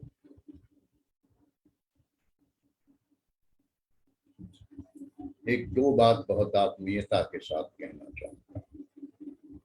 सबसे एक, इससे पहले मैं याद करना चाहूंगा दिनकर जी के पुत्र केदार जी को, केदारनाथ सिंह, जिनका आकस्मिक निधन हो गया, और उन्हें मैं उनसे मेरी उनके वो आते जाते थे हमारे यहाँ, मैं भी आता जाता था, और एक मित्रता थी, और हम लोग कभी कभी साहित्य के जो धाराएं चलती रहती हैं अलग अलग, उन पर बातचीत करते थे।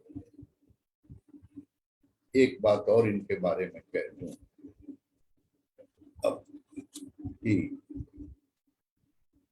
केदार जी स्वयं एक बहुत कुशल कवि, उनकी एक पुस्तक कविता की, अपने ढंग की कविताएं हैं उसमें, और ध्यान कम गया है, लेकिन उस पुस्तक को भी हम सबको पढ़ना चाहिए। आका सूरज बाका सूरज, तो यह इस शीर्षक से उनकी पुस्तक है, और उसमें कई कविताएं ऐसी हैं जो हमारे आने वाली कविता का आभास देती हैं। भविष्य में कैसी कविताएं हैं, मैं उनकी स्मृति को प्रणाम करता हूँ, और ये कहते हुए, यह मौत आके हमको खामोश कर गई, मौत आके हमको खामोश कर गई, सदियों दिलों के अंदर हम धड़कते रहे। उनको हमारी श्रद्धांजलि। और मित्रों, आइए, बहुत कुछ नहीं कहना है, लेकिन जो कहना है वो कह के रहूंगा, और वो कि हमारे दिनकर जी, हमारे शब्द का जानबूझकर इस्तेमाल कर रहा हूँ, हमारे दिनकर जी हिंदी के अर्धनारीश्वर कवि थे। जी हाँ, अर्धनारीश्वर कवि थे, और अगर ऐसा नहीं है तो जिस व्यक्ति ने हुंकार की रचना की उसने रसवंती नहीं लिखी। जिस व्यक्ति ने हुंकार की रचना की प्रमोद जी, उसने रसवंती नहीं लिखी होती। जिसने उर्वशी की रचना की, उसने कुरुक्षेत्र की रचना नहीं की होती। तो यह उनका आयाम है रचना। एक तरफ उर्वशी, दूसरी तरफ कुरुक्षेत्र, एक तरफ रसवंती तो दूसरी तरफ हुंकार। इसीलिए मैं कहता हूँ कि वो हिंदी के अर्धनारीश्वर कवि थे।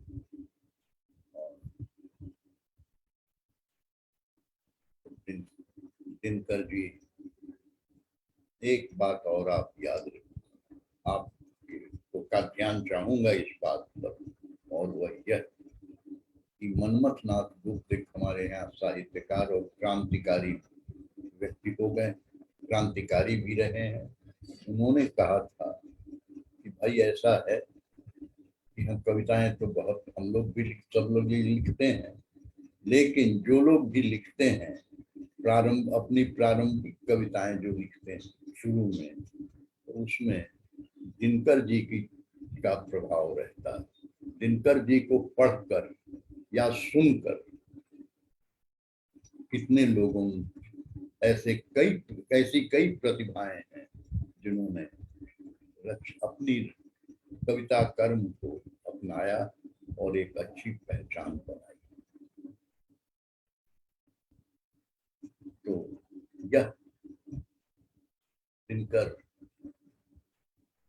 के बारे में कहना चाहूंगा कि जब हुंकार की रचना की उन्होंने, तो उसमें लिखा कि सुनूं क्या सिंधु में गर्जन तुम्हारा, सुनूं क्या सिंधु में गर्जन तुम्हारा, स्वयं युग धर्म का हुंकार, और मनुज हूँ सृष्टि का श्रृंगार हूँ मैं।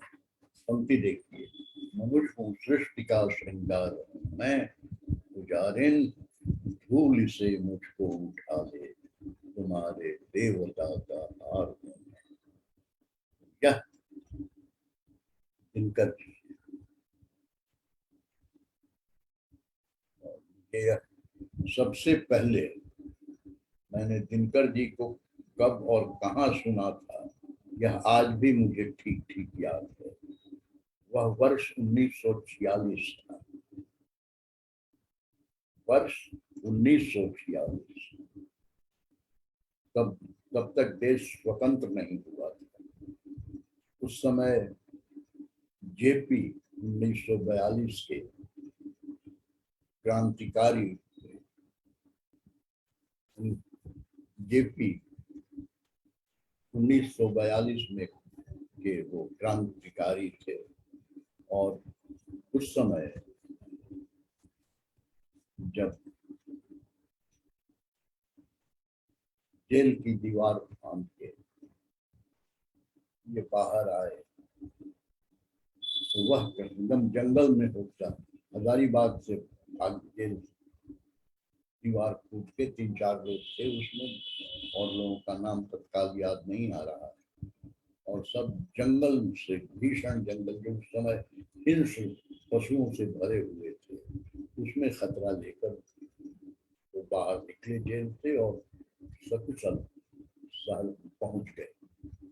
तो यह, और जैसा याद दिला, मुझको याद आ रहा है,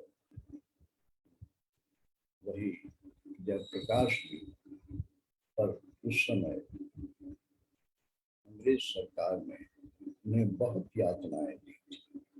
कहा जाता है कि जाड़े में बर्फ की सिल्ली पर उनको सुलाया जाता था, तरह तरह की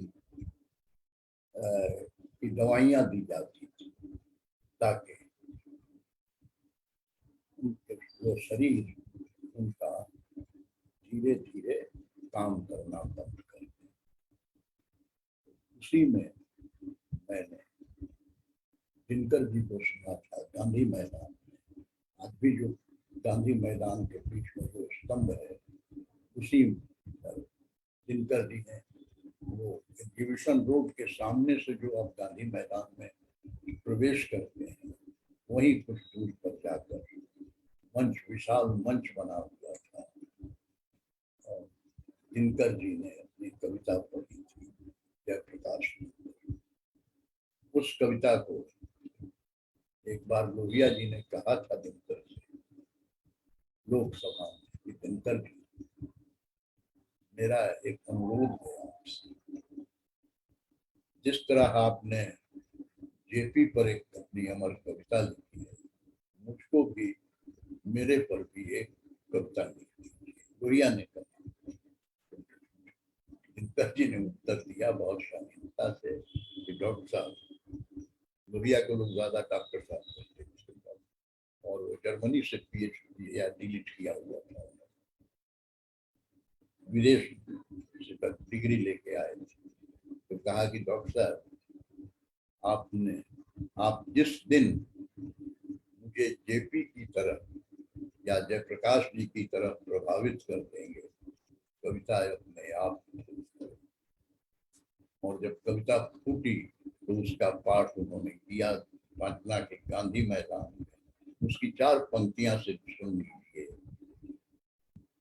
जिसमें उन्होंने कहा कि कहते हैं उसको जयप्रकाश जो नहीं मरण से डरता है, कहते हैं उसको जयप्रकाश जो नहीं मरण से डरता है, और ज्वाला को बुझते देख कुंड में कूद स्वयं जो पड़ता है। सेनानी करो प्रयाण अभय, सेनानी करो प्रयाण अभय, भावी इतिहास तुम्हारा है। और ये नखत हमा के बुझते हैं, सारा आकाश तुम्हारा। और यह यूं ही, और यह भविष्यवाणी थी जो बात सिद्ध हुई कि उस 42 का जो नायक था वह सन 74 में 1974 में जब बिहार का जन आंदोलन शुरू हुआ तो उसका महानायक बना। और जयप्रकाश जी, दिनकर जी की ही यह कविता उस समय हम लोग भी जुड़े हुए थे, एक साहित्यकारों की मंडली थी, उसमें साहित्यकार और ही नहीं नाटककार भी थे, रंगकर्मी भी थे और संगीत गायक भी थे, कई लोग थे। तो हम लोग ने रेणु जी के नेतृत्व में, उनके ही संरक्षण में हम लोगों ने कवियों का और साहित्यकारों का, कलाकारों का सहयोग लिया और एक वाहिनी बनाई। मित्रों, इस तरह से, और दिनकर जी, लेकिन दिनकर जी उस समय भी रेलिवेंट थे, आज भी रेलिवेंट, प्रासंगिक। और ऐसा नहीं, दिनकर जी ने लिखा था कभी कि चल देखिए कैसे वह प्रासंगिकता आज भी बनी हुई है। चल रही पछुआ की बयार, दिल्ली लेकिन ले रही लहर पुरवाई में, दिल्ली लेकिन ले रही लहर पुरवाई में, है विकल देश सारा अभाव के तापों से, दिल्ली सोई है सुख से नरम रजाई। तो कुछ चेत करो दिल्ली के देवो, चेत करो, कुछ चेत करो दिल्ली के देवो, चेत करो। सबरो हर दिन तो यह मोहिनी न चलने वाली है, टूटी जाती हैं तब दिशाओं की सांसें, मिट्टी मिट्टी फिर कोई आग उगलने वाली। और यहाँ इस तरह एक संकेत दे दिया था कि आने वाला समय जेपी के आने वाले समय के लिए जेपी एक जरूरत होंगे, एक मार्ग निर्देशक होंगे। और ऐसा ही हुआ। 74 का जन आंदोलन बिहार का, उसमें जेपी का आशीर्वाद, यह देख उन दिनों जिन लोगों ने नहीं देखा है वह दृश्य कि हर शाम नुक्कड़ों पर, चौराहों पर, कभी पटना मार्केट के सामने तो कभी सब्जी बाग, तो इधर कहीं इंजीनियरिंग कॉलेज, कई जगह हम लोग घूम घूम कर कविताएं सुनाते थे।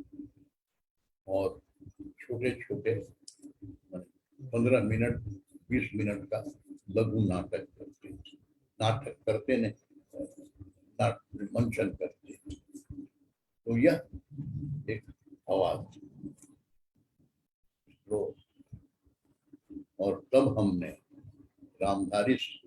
रेणु जी ने रामधारी सिंह दिनकर की पंक्ति को बैनर बनाया था, और वह था कि समर शेष है, समर शेष है, नहीं पाप का भागी केवल व्याध, समर शेष है नहीं पाप का भागी केवल व्याध, जो तटस्थ हैं समय लिखेगा उनका भी अपराध। तो तटस्थता भी उस समय अपराध की कोटि में आ गई। वो सीधे चाहते थे कि सीधे जुड़े सब लोग। तो यह दिनकर जी ने पूरी पीढ़ी को ये किया। और आपको मैं बतावे चले, वारसा में विश्व कविता सम्मेलन हुआ। वर्ष तो याद नहीं है, 1964-65 रहा होगा शायद। तो वारसा में ये आमंत्रित हमारे दिनकर, और वहां इन्होंने अपनी कविता पढ़ी। हिंदी की कविता थी, हिंदी उसका अंग्रेजी रूपांतर या वहाँ की जो भाषा होती है उसमें उसका रूपांतरण हुआ, कॉपी बटी पहले। और दिनकर जी जब पढ़ने लगे वार्ता में कि धर्म का दीपक दया का दीप कब जलेगा कब जलेगा विश्व में भगवान, यह कुरुक्षेत्र की पंक्ति। और एक अजीब वैसा, जब इन्होंने यह वारसा में कविता पढ़ी थी जो हिंदी भाषी थी, ज्यादा लोग हिंदी भाषी, अब सब तो विदेशी ही थे, कुछ हमारे देश से गए होंगे लेकिन सब विदेशी थे। लेकिन उस ध्वनि जो दिनकर जी की थी, तो कविता पाठ का जो ढंग था, जिन्होंने नहीं सुना है उनको विश्वास नहीं होगा। दिनकर जी कविता पढ़ते नहीं थे, कविता को अपने पाठकों के या अपने श्रोताओं के सामने मूर्त कर देते थे।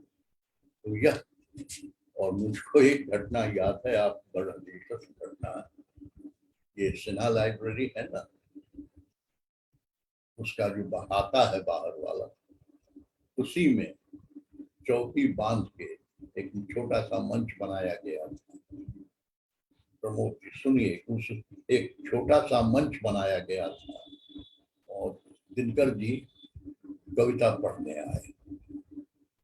और कवि लोग थे, हम लोग तो उस समय एकदम भक्ति भाव से सुनते थे। तो दिनकर एक प्रसंग है, व्याल विजय उनकी एक कविता है दिनकर जी की। और यह व्याल विजय का संदर्भ हित नहीं है कि बालक कृष्ण खेल रहे हैं अपने बच्चों, अपने बाल मित्रों के साथ, बाल सखा के साथ, और गेंद जो है वो यमुना में गिर जाती है। और जब वो गेंद निकालने यमुना में जाते हैं तो शेषनाग सामने खड़ा हो जाता है और वो उछल कर उन दिनकर ने लिखा कि कविता में है कि वो उछल कर उसके फण पर चढ़ जाते हैं, उसके ऊपर। यह कल्पना है, आप सुनिए, आपको यह सुन के थोड़ा रोमांच भी होगा।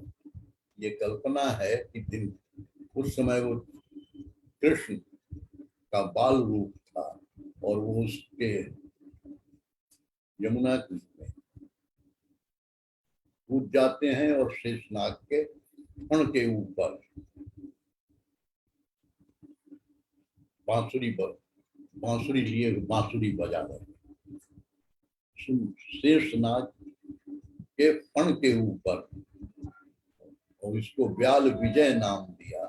और दिनकर जी की पंक्तियां हैं इस कविता की शुरू में कि झूमे जहर चरण के नीचे, बाल कृष्ण कह रहे हैं, बालक कृष्ण, झूमे जहर चरण के नीचे मैं उमंग में गाऊं, और तान तान फण व्याल कि तुझ पर मैं बांसुरी बजाऊं।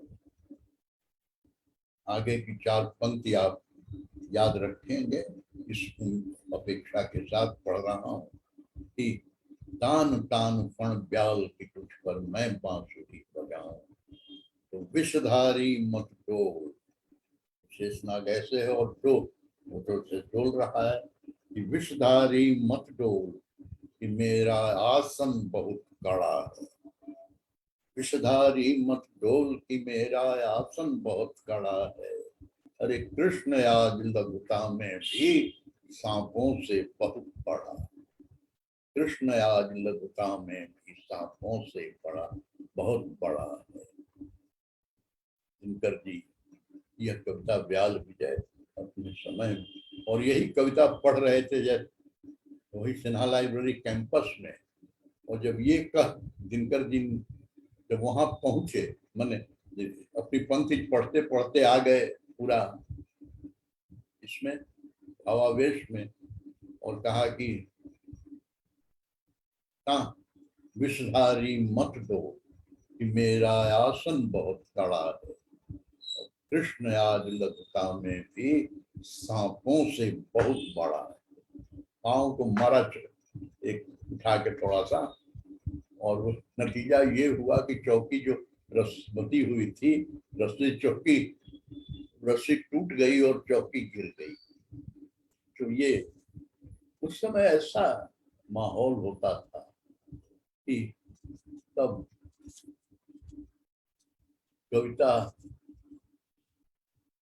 कविता पढ़ना भी सम्मान की बात थी, और कविता को सामने बैठकर कवि से सुनना भी सम्मान की बात हो।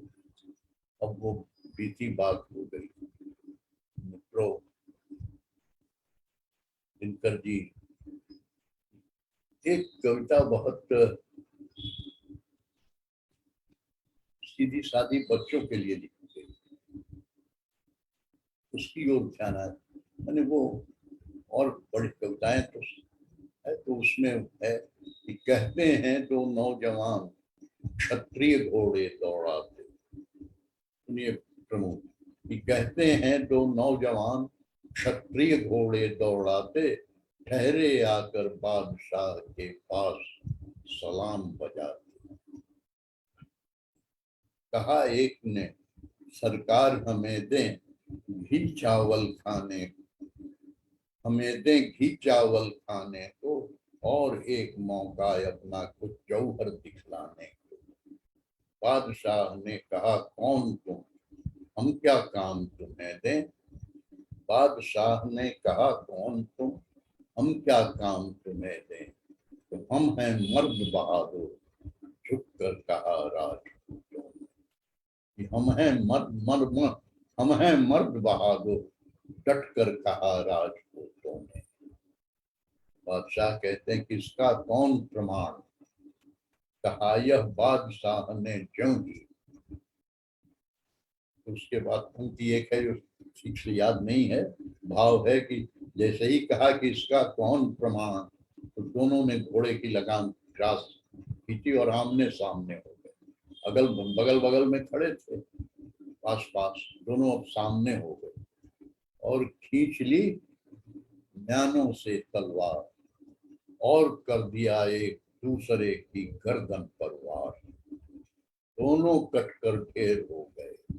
सुनिए कि दोनों कटकर ढेर हो गए, पूरी हुई कहानी। लोग कहेंगे भला हुई यह भी कोई कुर्बानी। हंसी हंसी में जान गंवा दो, अच्छा पागलपन है। हंसी हंसी में जान गंवा दो, अच्छा पागलपन है। ऐसे भी क्या बुद्धिमान देता अपनी गर्दन है। तो कवि कहता है कि मैं कहता हूँ बुद्धि भीरु, मैं कहता हूँ बुद्धि भीरु है, बलि से घबराती है, किंतु वीरता में गर्दन ऐसे ही दी जाती है। किंतु वीरता में गर्दन ऐसे ही दी जाती है। इसीलिए तो कहा गया है, आप तो विशेषकर आप प्रमोद जी, आप प्रमोद को इसीलिए कहा गया है, आप कुंवर हैं तो बरस 18 छत्री जीवे, आगे जीवे को धिक्कार। क्या चलता था पहले, वर्ष 18। तो यह हम लोग जान तो हथेली पर लिए चलता था, कोई न्यौछावर करने में, कहीं जान देने में कोई हिचक क्षण भर के लिए भी नहीं होती थी। खैर, तो यह फिर दिनकर जी की रश्मि रथी, थोड़ा सा उस 2-4-5 मिनट और कि रश्मि रथी उन्होंने उर्वशी लिखी ही, कुरुक्षेत्र लिखा, लेकिन सब लोकप्रिय रश्मि रथी बहुत लोकप्रिय। शायद ही हिंदी का कोई पाठक हो जिसने रश्मि रथी नहीं पढ़ी या उसको सुना नहीं। रश्मि रथी दिनकर की एक ऐसी रचना कि कर्ण को जो उन्होंने है, क्या कहते हैं, उनको अंग्रेजी शब्द याद आ रहा है, लेकिन इतना महिमा मंडित कर दिया इस तरह से कि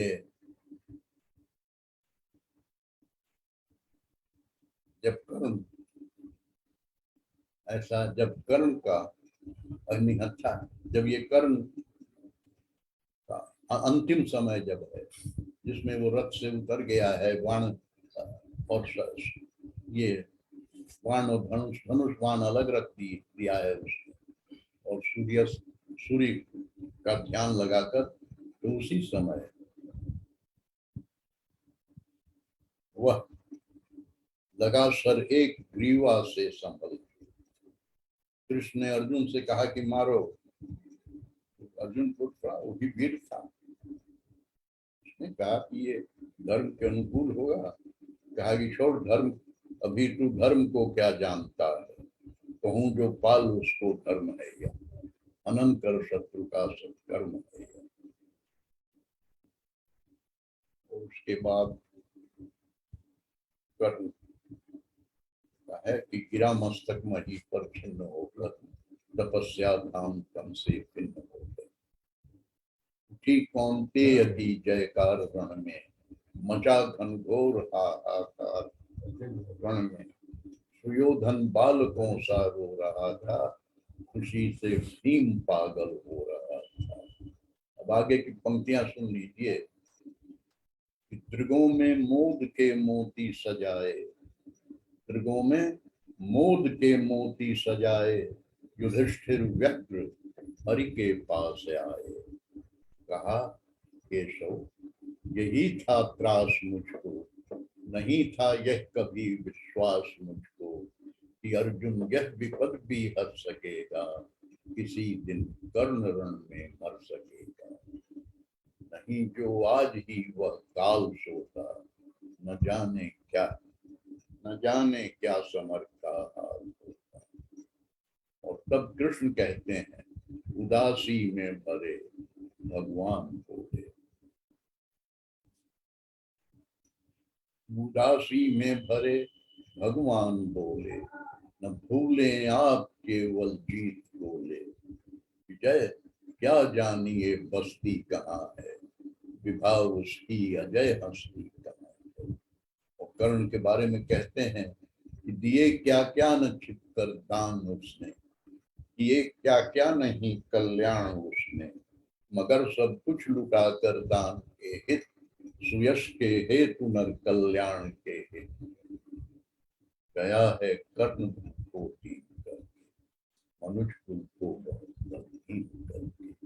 तो एक रश्मि रथी सबसे ज्यादा पढ़ी गई और आज भी पढ़ी जाती है।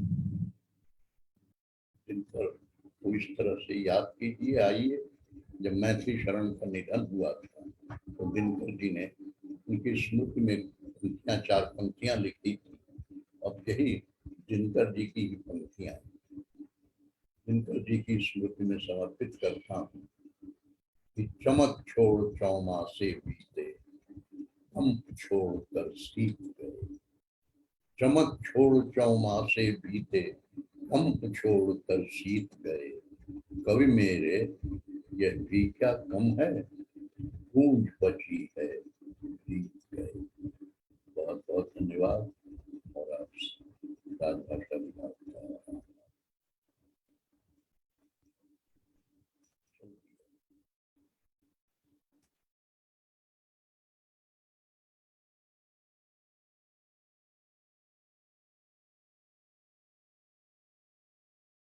अभी हमारे बीच अध्यक्षीय भाषण कर रहे थे माननीय अध्यक्ष हिंदी प्रगति समिति के श्री सत्यनारायण, जो कविता के सागर कहे जाते हैं। न जाने इनमें कितनी कविताओं का भंडार है, हम बड़ा ही आश्चर्यित होते हैं।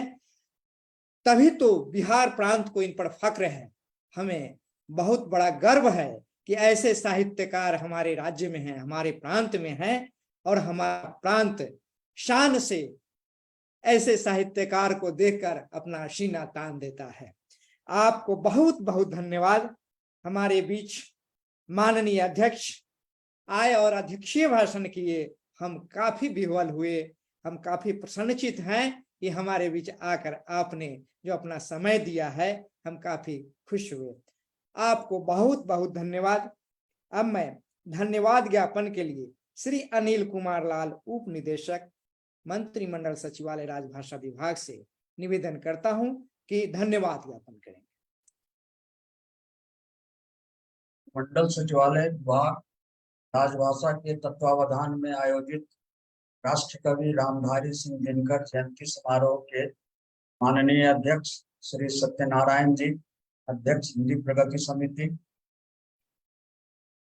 जवान वक्तागण डॉक्टर सुमेधा पाठक जी, प्राध्यापिका Tapendu Institute of Higher Studies Patna एवं डॉक्टर योगेश प्रताप शेखर जी, सहायक प्राध्यापक केंद्रीय विश्वविद्यालय गया, निदेशक राजभाषा श्री सुमन कुमार जी, मंच संचालक डॉक्टर प्रमोद जी एवं वेबिनार से जुड़े समस्त श्रोतागण, सर्वप्रथम मैं इस समारोह के माननीय अध्यक्ष श्री सत्यनारायण जी के प्रति विनम्र कृतज्ञता ज्ञापित करता हूं। राष्ट्र कवि दिनकर के बारे में आपका सारगर्भित वक्तव्य मन को छू लेने वाला था। आपको बहुत बहुत धन्यवाद।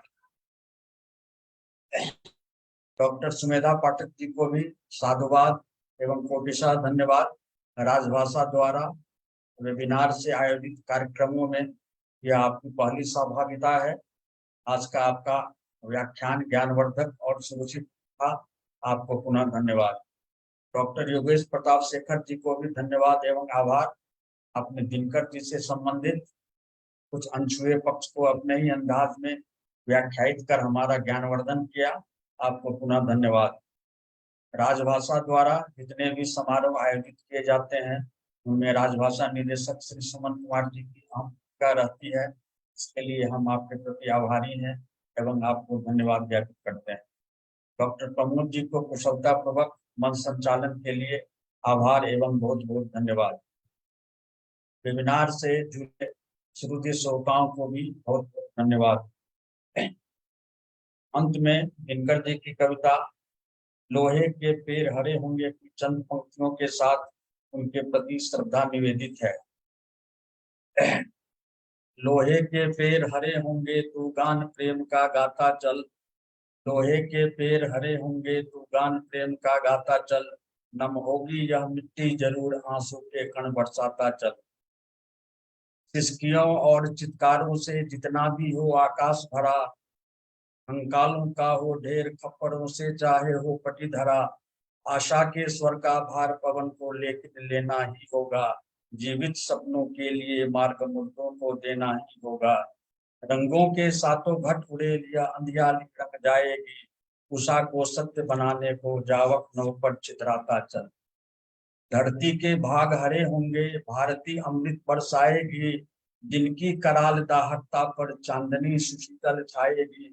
ज्वालामुखियों के कंठों में कलकंठी का आसन होगा, जल्दों से लगा गगन होगा, फूलों से भरा वन होगा।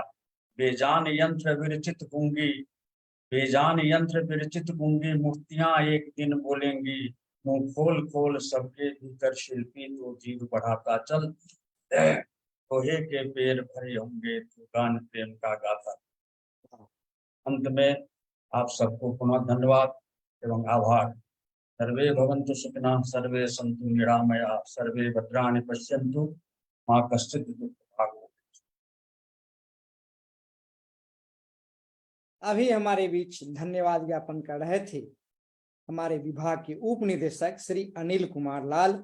अंत में लोहे के पैर हरे होंगे कविता जो इन्होंने सुनाई, हम काफी गदगद हुए कि हमारे कविता नहीं करने वाले भी ये एक विद्वान कवि के रूप में जिन्होंने आज कविता वांची है, इसके लिए आपको बहुत बहुत धन्यवाद, बहुत बहुत धन्यवाद। अब मैं अध्यक्ष महोदय की अनुमति से इस समारोह की समाप्ति करना चाहता हूं।